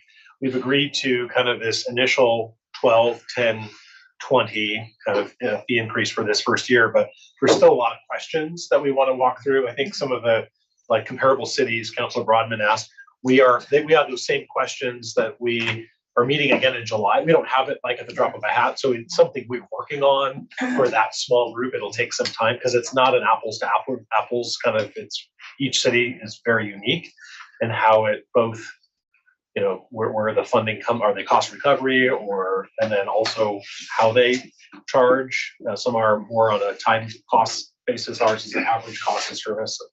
It's complicated. So kind of a follow-up to your comment, Councilor Broadman, is it fair to ask taxpayers now to fund future development? I also wonder, is supporting the development and then you have more accessible property taxes that then support the general fund? So to what degree is that actually self-sustaining? I don't know if you actually can run those kinds of numbers. A lot of it's theoretical, and I think you can also make the argument the other side to say we're 100% fee supported. We're not seeing growth. There's not like that nexus. I was talking to Madras, for example. Madras heavily subsidized. They're almost 100%. They're seeing a fraction of it. So there's not this correlation of you subsidize and have very little fees and you get all this growth and you get this return on investment in terms of tax. I'm not seeing evidence of that. But there is a project cost and product cost, the final cost. The cost of money is a real deal. That's real too. One just point of clarification on the figures here. So the estimated total project cost for residential was approximately 6%, both SDCs and permitting. So on a normal house, it's around 6 to 10% of that cost. And 70% is SDCs and 30% is of that, yeah. So so think it costs around $27,000 to $30,000 for a single family house, right? All in SDCs and everything like that. About 25 of that is SDCs. Just in working to disaggregate how much of the project cost actually increases as rates go from 10 to 20 or some other accelerating fee. So as it stands now, permits, if you just break out 70-30 on residential, are about 1.8% of the project cost. And about 3% of the project cost on the commercial, if the all-in's 10 with SDCs. I'm just doing that to help me get there to understand the relativity between SDCs, permit, what the actual economics are, and what we're talking about in terms of moving the needle on project costs. That's very helpful. And just so this group knows, there's gonna be a lot of conversations around this through the next 6 months, especially with the SDC methodology going on at the same time, because that could increase as well. SDC methodologies usually don't go down, but we'll see where it's go. So that's why I think in combination with this fee discussion, over the next 6 months, the picture is gonna become a lot clearer on what's going on. This is a good stopgap measure for us right now to make sure that we don't go into a significant decline as we figure out all the rest of the conversation. And knowing that there's a stakeholder group that the city and the council is engaged to work on this, that's there, but suffice to say, there's an issue with reserves. Yeah. And something has to be done. And a couple things to remember too, the other reasons that we have reserves is to weather small economic cycles as well. To make sure that we have a full staff there when and if, like picture right now, we have a lot of projects that are kind of in a holding pattern because they're watching interest rates and making sure that the projects pencil. They could turn like that and go. And coming out of the last recession, which is a much deeper recession, we were significantly understaffed and we were not ready for that. And it took us about 5 years to recover. So those are the other reasons that we like to kind of, besides just we got to do the work that's already been paid for, is we want to make, and there's other things we can do with our staff over a month or so if we need to redirect. Yeah, I have very highly specialized staff with certifications that allow them to do their job, and I compete with the private sector for them. So when I lose staff, it's takes me a very long time to hire and to train and get them back to be proficient. So on that note, as one of the areas mentioned, we use third-party review, so we have a bullpen of folks that when we're in really busy times, we can rely on for reviews. We have a couple engineers on contract. Councilor Riley. What was the original scenario for the increases for planning in year 1 and year 2? Was it 30-30, not 30-30? Yeah, actually I have my old It presentation. was 20, 30, 10. So 20 for building, 30 for planning, and 10 for engineering. For year 1. Each year, yes, in both years. So it was, 20, 30, 10 in year 1 and an additional 20, 30, 10 in year 2. So the scenario today that I heard was the current plan is 20% in year 1. For planning. And if we were to hit the target of 6 months at the end of the biennium, we need 70% for year 2. Yeah. So why that huge delta in that particular department relative to the others? It seems a little odd to me and sort of off. I think, as Colin said, that was the one department that we've historically provided some general fund for kind of front customer service, for code, kind of cleanup stuff to make it more efficient. We had the last couple of years, we had reserves because we were running a lot of vacancies. We had personnel savings, so we were able to dip into those reserves instead of raise increases. But that's no longer assumption that's likely. We're not going to have the person more fully staffed, and the development activity is somewhat flattened. It's not going up as it had been, and planning was around 16 to 18 months of reserve, probably about 6 to 8 months ago, I think. But they were. It just seems like we're setting ourselves up for a really difficult conversation next year with the 70%. But why aren't we talking about a bigger number now? So what I'm getting to. And that's something that you could. I mean, this is what we talked through in terms of from a shock perspective, because we were sensitive to the fact that a lot of projects are in the queue right now, and those projects had been budgeted. So a July 1, a quick increase could potentially make or break some of those projects on the margin. So we were sensitive to that, to say, could we phase this in? So instead of waiting a full year, I think we might come back and say we need a mid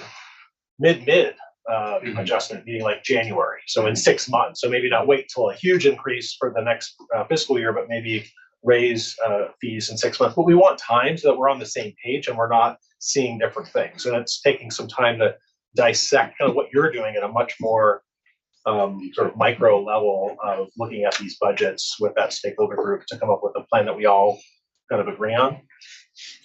Having been very much part of the council that stopped subsidizing for permit fees, from my perspective, it's not two things. It's the desire to keep fees from escalating or just plain being so high that it's affecting housing prices. There is the need to keep our reserves at a good level. And there's that desire to have growth pay for itself. And growth pay for itself is, what I just want to say out loud. We're not saying today. I think Councilor Campbell, as we go through this discussion, just, we will be asking some of the builders to say, can you please open your books and let us know how this is really affecting your projects when house prices have escalated so much over the past 2 years. Right. It's the same question back and forth, so this will give us an opportunity to have that dialogue. Of course. Yeah. And what we're just so that this group understands, when there was general fund support going into the planning, the justification was there are some services that are not directly fee related. There are things like just providing service at the front counter. Not everybody who comes to the front counter ever picks up or ever pays for a fee. The work that Pauline, our code planner, does is usually initiated by me or by council. It's not being asked for by a developer. If a developer did ask for that, we do have a fee for that. So there are things that could be considered to be a general service rather than a permit. Like the tree, for example, the tree preservation, that's been more council, community initiated.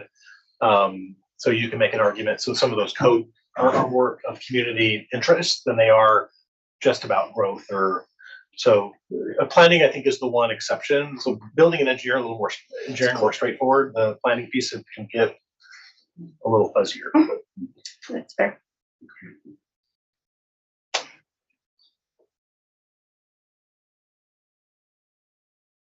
I think this is probably one that puts a tab in it, and Jennifer will pick it up and pick it up a bit more tomorrow.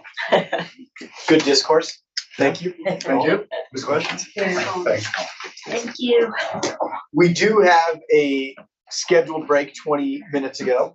I do want to acknowledge biological needs and the need for hydration both. So let's keep it to 5 minutes because we are a little bit behind schedule, but we'll pick back up at 7:56 on Apple time.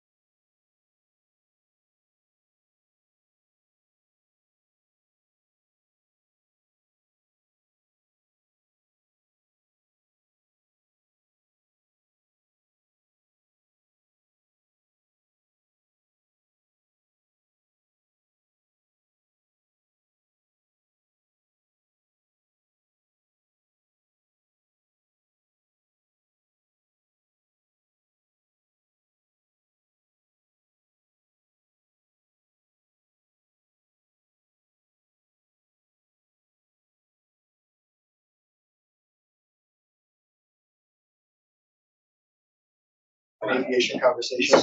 So next up on our agenda is to hear from Lynn McConnell on affordable housing and houseless services. She's joining us via Zoom. Hi, Lynn. Hey everyone, can you hear me okay? See me okay? All that? Yeah, loud and clear. Right. Okay, great. Thank you so much for your patience with me as I needed to work virtually this. Okay, so we can go ahead to the next slide. I am Lynn McConnell, the housing director. Wanted to first start with sort of a little bit of a level setting around what the housing department does for the city and for our community. And our goal is to create affordability throughout the housing continuum as shown here. We have created programs and different sorts of options for each of these steps on the housing continuum. The goal here, of course, for our community members is that regardless of where you start on this housing continuum or where you are when you come to Bend or move out of your parents' basement in Bend or attic, as the case may be, that you are able to continue to the right for as long as you would like to until you are in a good place. And that's really what our department is trying to do, is to create a seamless stepping path for folks to take to continue through their housing voyage throughout their life. Sometimes you go backwards to the left a little. I shouldn't have said backwards, depending on your time of life. And a healthy housing environment would allow folks to move as needed to larger or smaller housing, to closer or farther housing, depending on preferences and throughout their life cycle. So that's really our goal all the way throughout. As I go through this presentation, you will see the same graphic represented on each of my slides to indicate the level of affordability that each of the funds we'll talk about is intended to direct towards. So not every fund that you are about to hear about covers every slice of this affordability continuum. And so that's really what we're trying to identify so that you can help match up council goals, community goals, and where this revenue is. Okay. So housing department has grown pretty considerably. We started a couple years ago with just 2 of us. Some of you will remember, I think Kat Mastrangelo, Barb Campbell, when it was Jim Long, and then I was the second staff person in the housing, what was then the affordable housing division. We now have 8 funded FTEs or approved FTEs, 7 of which are in place. Super exciting. The 8th, as mentioned by Sharon earlier, is a compliance position. We are holding off on actually filling that seat until we define the scope of council goals and what the true needs are, as well as this budgeting exercise. We're trying to be very cautious about revenue predictions and ensuring that we are whole again at the end of this biennium. So with that, the largest fund in the housing department is the Houseless Fund. That is, as I'll go into in a little more detail in a second, a bit of a holding tank for other resources that pass through, with the goal of providing transparency to the community of exactly how much the city is resourced to deal with houselessness in various different levels. Okay. I guess I should have, sorry, I'm still reviewing my notes, should have said that we are finally feeling like we're getting scaled to the appropriate level of staffing for both community expectations. I'm not sure if we're ever going to be quite there for community expectations, but for council goals to really help provide the framework and basis to meet our council goals for the last biennium. So really exciting. So the key budget drivers with housing, many of you understand innately what's happening out there in the market as interest rates climb, as demand still exists for folks wanting to move to Bend for various reasons that were true in the biennium and true in COVID and even prior to that. Folks are still coming to Bend and wanting to live here. And that puts additional pressure on our housing market and the need for additional capacity. We have added personnel, both again in the department What's important to note is that our staffing actually has stayed relatively similar for the affordable housing program. The changes are shelter, we now have 2 additional folks, and the middle income program, we now have an additional person. So the affordable housing program at its sort of root is still just 2 individuals running that program, with now some director and some executive assistant support, and that's me and Dina Cook. So in addition, I think having really ambitious council goals, which were so necessary and important to pounce on during the COVID era when the need was exceptionally great and there were additional resources being provided by federal and state government, we were able to really take advantage of that and do some great work over the last biennium.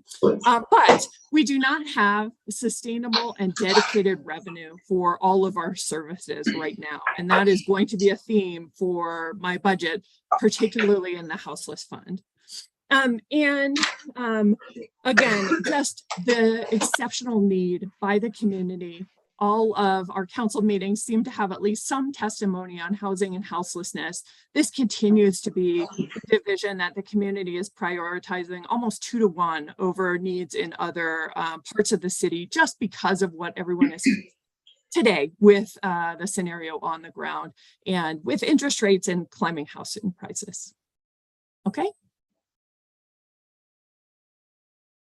So the affordable housing fee, you will see that this fee, which feeds the affordable housing fund, and so I'm going to apologize in advance if I use the fund instead of fee. I tend to work more with the fund element, which is what we take the fee and move it into so that we can do good in the community. The fee is what's actually collected, and that is from a percentage of building permit valuation. This is the bread and butter of the housing program. It was created in 2006 and provides significant resources towards housing up to our median income, 100% of median income level, which is why you're seeing market rental and market home ownership on our continuum down at the bottom of this slide. The average over history is that we contribute approximately $15,000 per affordable housing unit that we help create. So that is an incredible amount of leverage over history, bringing additional resources to the community by providing a little bit of baseline from this fund. We do expect stable revenue based on permit activity because this fee is collected on a portion of building permit valuation. What Colin just talked to you about stable permitting is very true here, and that's a portion. That's how we get our revenue from this fund. We also have about 16 million in assets in the community in addition to the revenue you're seeing here. That doesn't necessarily show up on this budget report because it is static somewhat, but those are the deeds and the homes that we have helped contribute to throughout the community. So roughly 16 million in assets, oftentimes, as I mentioned, in those $15,000 chunks or larger throughout the community. Funded by both this and the CDBG program or Community Development Block Grant that I'll talk to you about, I believe, next. And this is our most flexible fund. So the staff time that is charged here helps support the work the rest of the organization is doing. Colin talked about that housing capacity analysis, used to be called the housing needs analysis. Our staff contributes to that work as well. We support code changes in different ways, the housing production strategy, development support, all of our surplus property, the revenue needed to get that property ready to go flows through this fund. So this is sort of our holding tank and the most flexible funding we have in order to help support overall organization goals.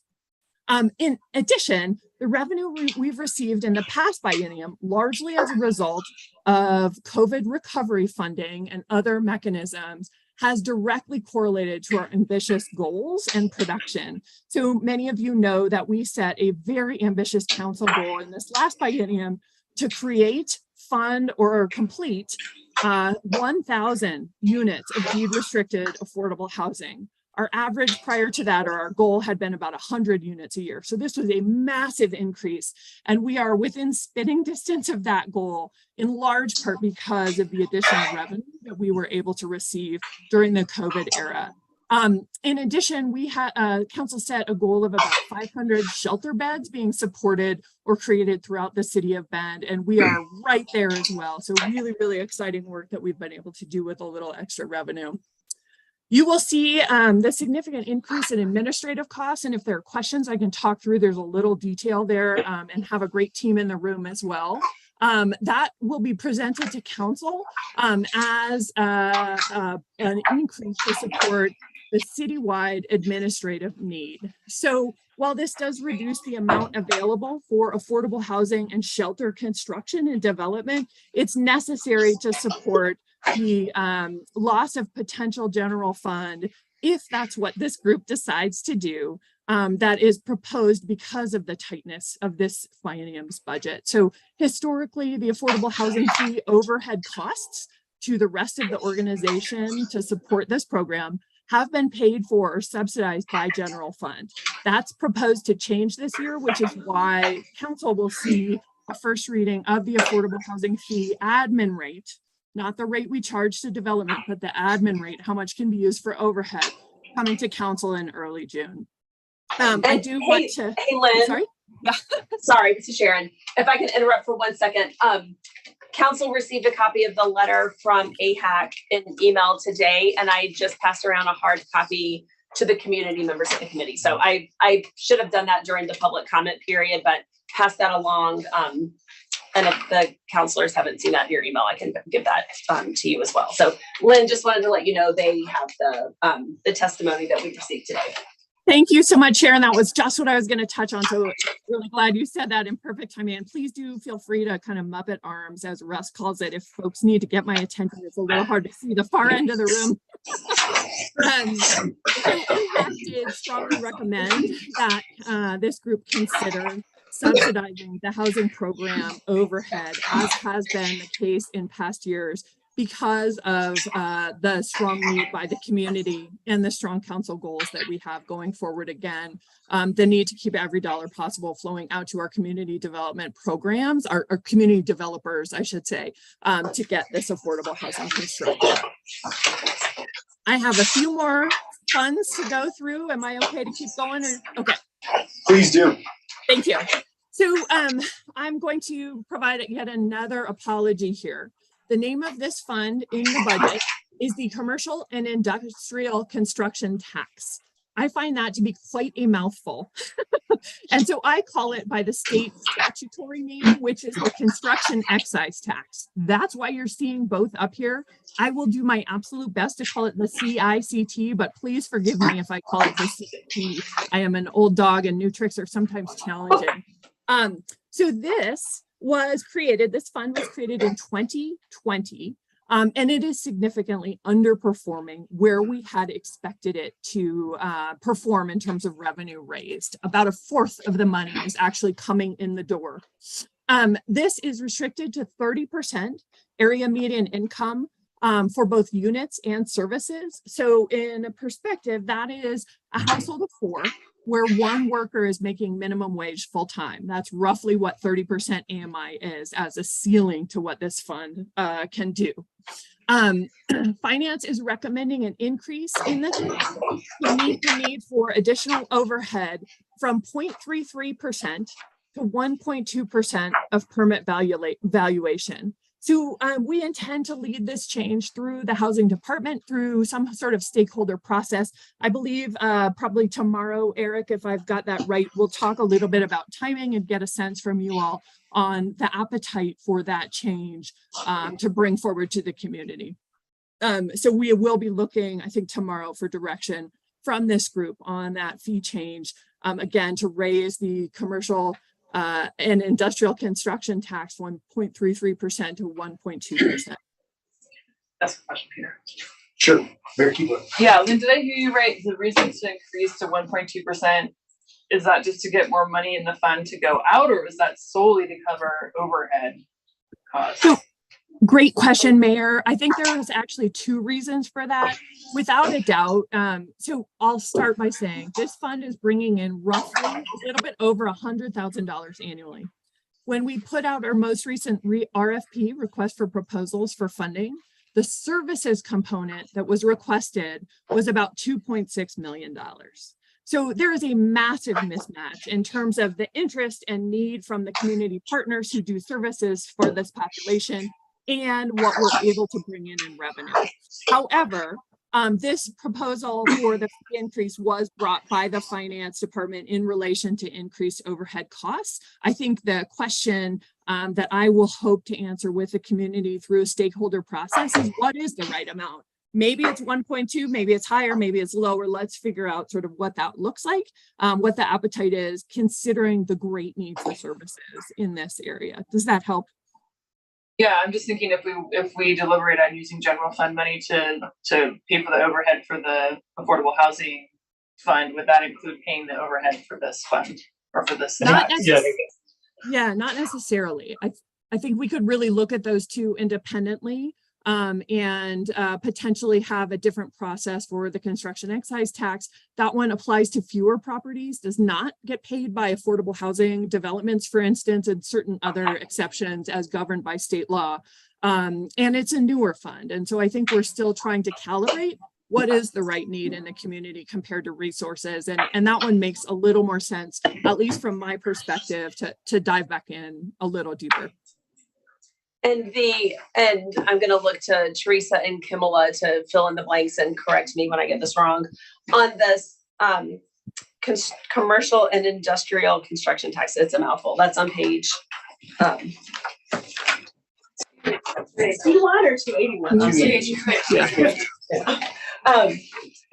That you can see the interfund transfers in that fund are pretty small. It's like $12,000. Personnel is like $10,000. In the CET, I think that cap is set at 4%, and that's state law, correct? So what we were looking for there, the recommendation was to increase that fee to the 1.2%, which would allow us to fully charge the full cost, both personnel and overhead, to this fund. And that would not have additional general fund. That doesn't have any general fund support. That's just covering the costs. So but they're small amounts. So, okay, I'm so confused. The 1.2% is not going to put any additional money in the fund for us to give out. It's just going to cover overhead. I think it keeps. No. Huge increase. Yes, it does. So, okay, yeah, that's what I thought. I was getting very confused. Yeah. We'll be able to meet more of the needs. So it really is, that was the original target, which we're not seeing that revenue come through. If you want to reach that revenue target, and as Lynn pointed out, in terms of the need, in terms of the last request, this gets you closer to that, but it's a pretty significant increase because that's on the. That makes sense. That is assessed against the valuation of a commercial project. Mm-hmm. So it can be a significant increase to basically a permit fee to a commercial industrial project. So the money going out this year, this is where I'm at the stage of the end of the day where I need to open the electronic version. And so Sharon, I can talk them through it if that's helpful to you. You've had a long. So Sharon, just point of clarification on this. The current assessed rate is 0.33% of project value. Mm-hmm. And the proposed assessed rate, I want to make sure I'm getting this right, is 1.2%? Yeah. Okay. Yeah. To hopefully generate around $1.3 million worth of revenue to use in programmatic reading. And that's a material increase. I just heard we increased it to cover overhead. I want to be sure we're making it clear that it is increasing the amount of money that we will put into the community, and it will also cover the overhead. There's two things I think that they're getting mixed up. The letter that you have from the Affordable Housing Advisory Chair is our affordable housing fee, which is different than this. That was what we just talked about before, where there are administrative costs to pay for staff that are that they have been hovering from up to like 10-11%. The fee is needed to be about 15% of the revenue to help support overhead. What's in the code historically has been 3%. There's a need to reconcile that to be able to be more in line with what our historic costs have been. And that's all the affordable housing fee and affordable housing. Not fund. this. Different than this. Lynn just said something. So so just to clarify, oh, go ahead. Sorry, Sharon. No, I was just going to say, if you look on page 281, and you can see the, in that materials and services, which in this fund is where that money is going out. The 22-23 fiscal year 22-23 estimate, which is this year, is 186,000. And then you can see that increasing to about 568,000 each year of the biennium. So I think it's very important for the budget committee to understand, as Lynn pointed out, this department has grown for the obvious reasons of all the housing issues that we're having. We've got to pay for those people and all those programs in a way. And when the original affordable housing fee was set up, it was not covering all the different things that the housing department is being asked to do. So that we're trying to reconcile how do we pay for all the programmatic and challenges that we're seeing with the housing group as they've grown to. I would say we're understaffed as it is, but they are doing extraordinary work to try to deal with the housing crisis in all the different levels. So this goes back to one of your exercise we kind of outlined at the front end to say we have a little bit of capacity in the general fund, not a lot. And so there are some things that you could contemplate in day 2 tomorrow about providing some assistance to housing, to planning, and some of those same conversations that we've been having in previous bienniums. So we'll go through that prioritization exercise in more full tomorrow. But again, sort of a tab on this one. So thank you all so much. I wanted to point out that over this past year, this spring was the first time we were able to make funding awards out of this fund because the revenue had been slow and we had just implemented. So we council chose to add a little bit of additional funding to supplement the budget from this fee. We had about 100,000 in revenue collected, a little over that. And we added about 400,000 in additional ARPA funds that had been remaining. And with that, we were able to generate the incredible number you're seeing on the screen, which is that 500,000 will benefit nearly 18,000 low-income community residents in this year, which is pretty extraordinary. So we do try to utilize this funding as wisely and well as we can. Any other questions before we move on? Okay. I think we're ready. Whoever's driving. Thank you. So Community Development Block Grant, or CDBG, not the same as the Record Store in New York. This was the program that started our affordable housing effort in Bend back in the early 2000s. This is federal funding that is passed what is called through entitlement directly to the city of Bend each year. We have a lot of requirements that we have to uphold in order to continue to retain this funding, but it is a great resource. And until we created that construction excise tax, or CICT, this was the only form of services money we had in the community of Bend for low and moderate income folks. This fund also is not limited to housing. It is by federal statute allowed for social services, which they call public services. And so some folks in the room know we can fund certain healthcare expenses as appropriate. We can also fund services at Bethlehem Inn, homeownership counseling services at Neighbor Impact, and all sorts of things in addition to that. It has to show a benefit to a low or moderate income resident. And that's how we receive the production numbers that we do. Let's see, historically, this has also been one of the main mechanisms that the federal government has used to provide disaster relief. And so you'll see a pretty significant budget over the last couple biennia that was in direct result to federal CARES Act funding that passes through the CDBG program to help with recovery. And so that funding, unfortunately, is no longer available to us. It was sort of one-time or two-time funding, as the case may be, funding over COVID timeframes, but we were able to do some really great work, including that's part of what's been keeping the Shepherd's House Navigation Center going on and off throughout the last couple of years. So again, the budget for this fund adjusts based on the congressional allocation that we receive. That's more or less out of our, well, it is out of our control. Okay. Could I ask a question? Thank you. Lynn, on the previous slide, it also had a huge number for folks supported. 17,000. And that's because that fund also can be used for services, is why it's serving so many folks. Is that right? Correct. So these are the two pots of money where we're able to fund staffing services. Yes. Yeah. Got it. Thank you. Yep. Okay. On to houselessness, unless I heard another question.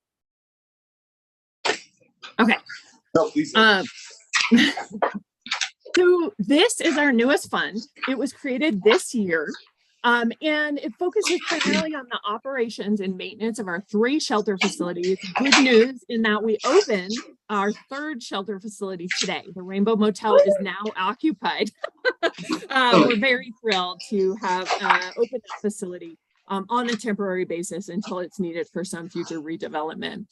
It also supports the operations of our outdoor shelter, our managed outdoor shelter on Bear Creek on 27th, and safe parking programs, among other sort of homelessness relief efforts. The creation of this fund really enables us to better track expenditures, as Sharon mentioned, across the organization. So funds for other houselessness related purposes will pass through this fund before going to their other departments. For instance, transportation has somebody who helps interface, deals with requests for services, etc. Some of that funding may pass through our budget before landing in transportation. Facilities costs, we don't want to have to approve those costs necessarily on an individual basis, but they will pass through so that the community and you can see the total cost of providing these services before they land in the facilities budget. Does that element make sense to folks? Okay. Currently, this fund is comprised of ARPA funds. Those were relief funds allocated over the last few years, as well as various grants and legislative allocations. So my staff does a considerable amount of grant writing and fundraising to try to keep these things moving forward. It's important to note that we have not yet identified the full amount of funding needed to continue this houselessness program without additional support. It is a little odd for us to be bringing a budget to you all without having all of that revenue identified.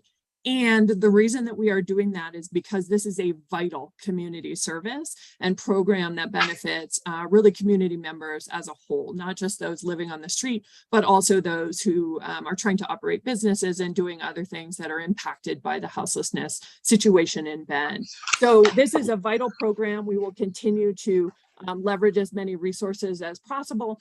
And we are keeping our eyes on that shortfall, and we'll continue to come back to you throughout the biennium to discuss options and challenges that we may have. With that, are there any questions?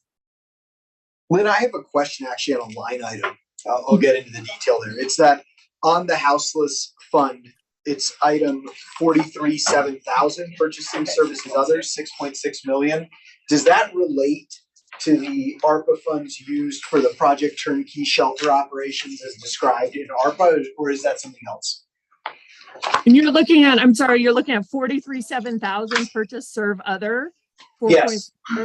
For the biennium 2023 through 2025, 6.6 million. That's a great question. Teresa, These are for the Shepherd's House contracts, the neighbor impact contracts, all of those services that manage and run those shelters. Thanks, Camilla. Yeah.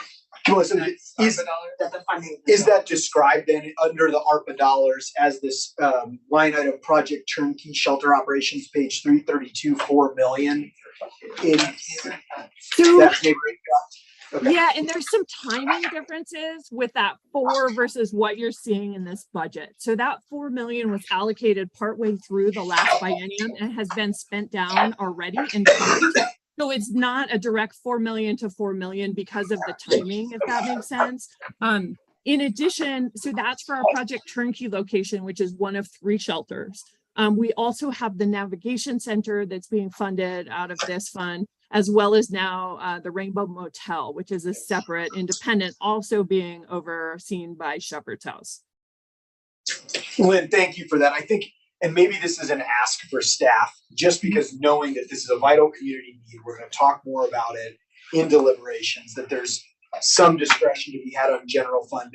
It would very much help me if we had some recoupment of both the investment that we've made on a capital basis, as well as the aggregate ongoing expense for services across the different tiers, whether they're affordable, whether it's dealing with houseless, all of it, that whole spectrum that you shared, all the way from the left, all the way to the right. I just want to get a better grasp of the aggregate investment that the community is making, kind of summarized, particularly for the citizen members of the committee that may have less total familiarity. I have We those do, numbers. yeah. Yeah. Yeah, so total expenditures, this is for fiscal 22 and fiscal 23 year to date, including capital is about 11.7 million. The capital alone is a little over 8 million of that. And then the operating expenditures for fiscal 22 are about 375,000, and we're at about 3.2 for fiscal 23. That's awesome. A simple one-page breakout of that with a little bit of history and showing the capital investment at various points of time along with the operating expense. Just a simple summary, I think will be very helpful for deliberations tomorrow. And thank you. if I may also, Homeless too, or houseless. We have that. Yeah. Can we also get a number, because I mean, I'm doing the math and it's pretty incredible the amount of money we're throwing out per person.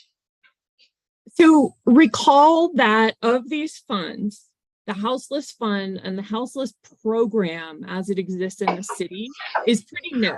That did not exist. We did not own these three buildings just a couple years ago.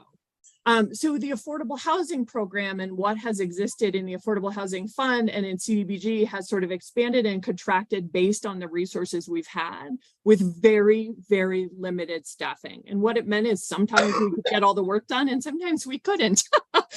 And we were needing to scale in order to accomplish the goals that council had set up. Shelters have a lot less fluidity, I'll say, in terms of the capital expenditure that we've made in the buildings and the need to operate those buildings over the long term. Affordable housing program is a little bit more fluid. And so I did want to make that differentiation because the houseless program is so new that it's just operating a little differently than our historical for housing, even before we were a department, if that makes sense. Lynn, that does make sense. And just as we prioritize, I think it's just getting a holistic scope of both sides, operating and capital investment, especially looking at so much of it coming from ARPA, which was manna from the federal government in COVID times. But my rough math is in sum total has that at somewhere around 6.5 to 7 million being dedicated to either affordable housing or infrastructure for shelters, et cetera, which is here for us to understand. Thanks. We'll put that together for you by hopefully tomorrow. I think we can put our heads together and make sure we're giving you a good product. Thank you. Thank you. Other questions for Lynn? Lynn, I don't know if you heard Bob Savage, one of the community, oh no, I'm like looking at myself on camera. Asked a question on the, do you have the number on the point in time count and the number of houseless community members? Yeah, so it went up for the city of Bend from about 800 folks to about 1,100 folks just in the last year or so. There was sort of an off there. That's more or less a 2-year count, that increase. Thank you. Of note, and I'm sorry, go ahead. Well, we can provide the account numbers to the community members who haven't seen them and get some more detail on that. Yeah.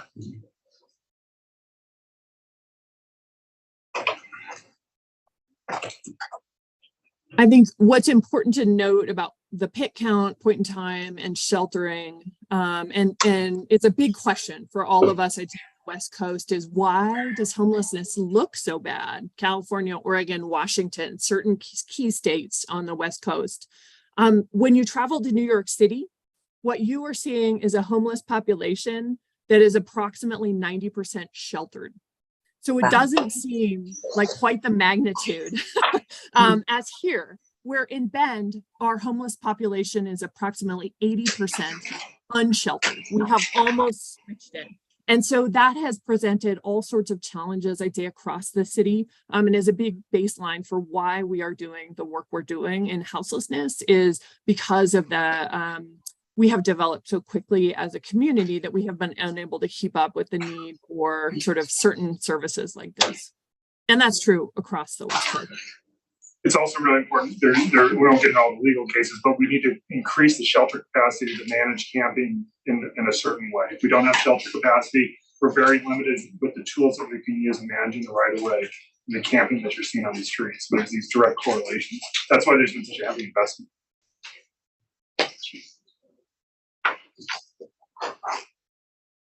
Any other questions for Lynn? Lynn, thank you. Thank you. Thanks, Lynn. Thank you.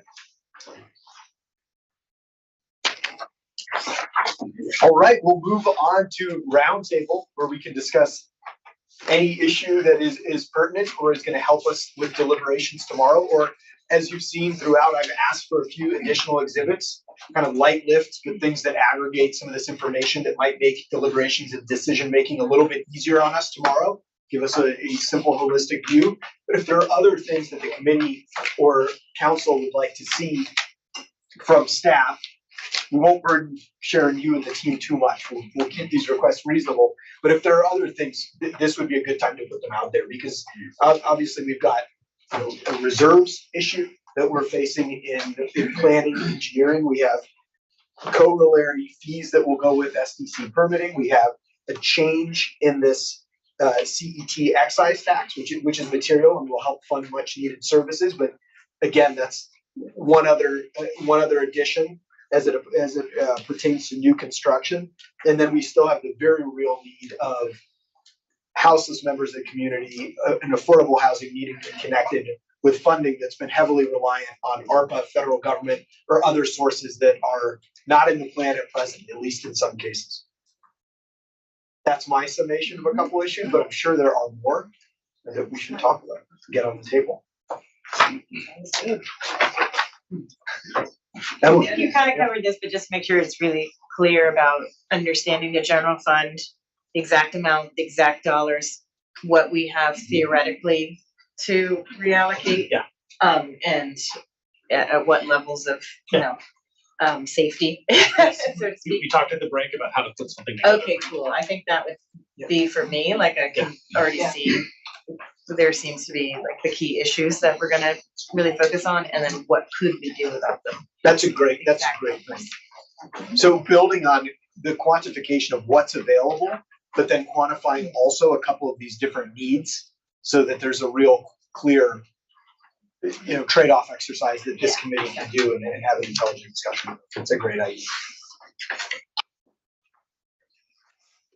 Are there some you haven't finished hearing about yet? Because you talked in the beginning already about transportation. Transportation, public safety tomorrow. So basically, there isn't any. We'll be working on the fly related to those in this thing we're just talking about. I think the more acute needs that you're going to hear about are the ones you heard about tonight. I think the public safety and transportation particularly the transportation, are significant enough, and that's part of that transportation utility. We're not going to solve that tomorrow night, right?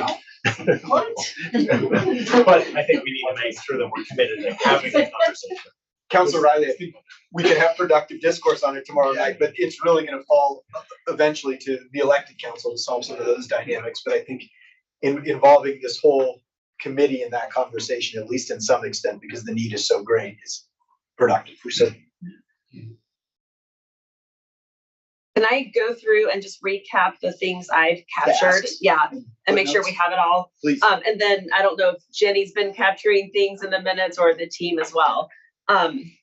So I've got the reserve fund analysis. We'll have like the 4 years, this biennium, the next 2 years, the dollar amount and number of months of operating expenditures.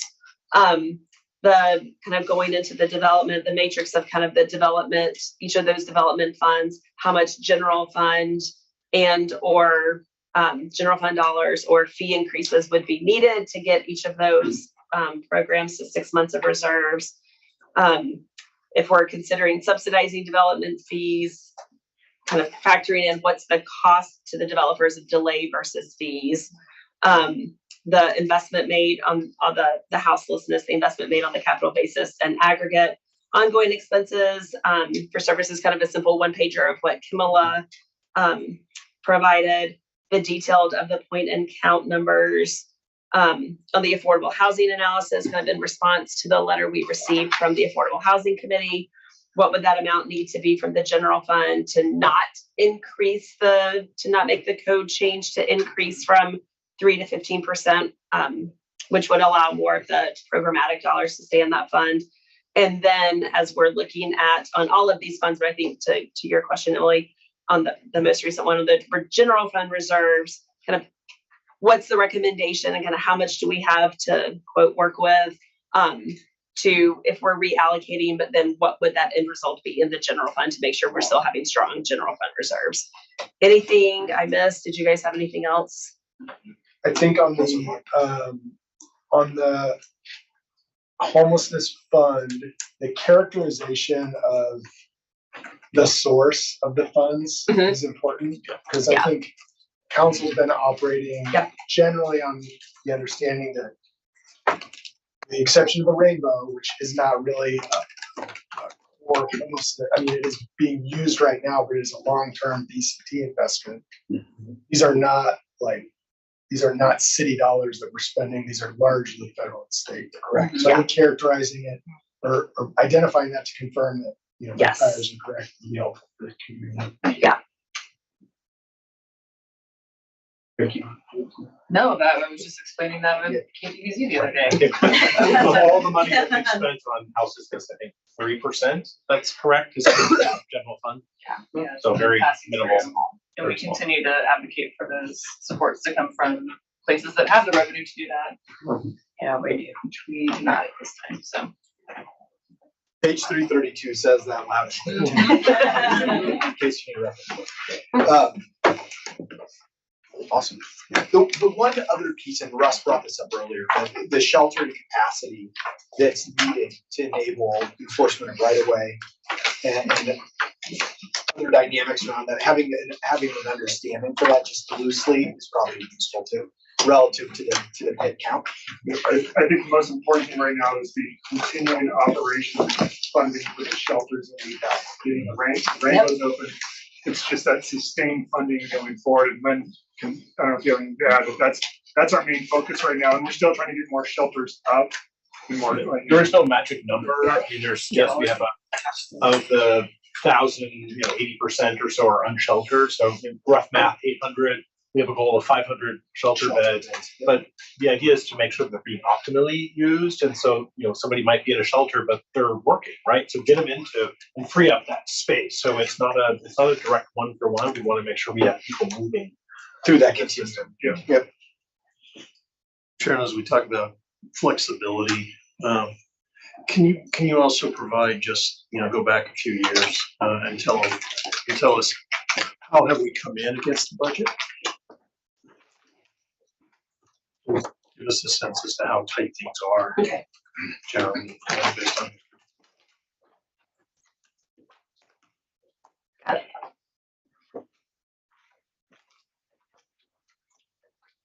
Move to adjourn. Sure, we have a willing second. We're hereby adjourned. Very productive meeting. Look forward to continuing tomorrow.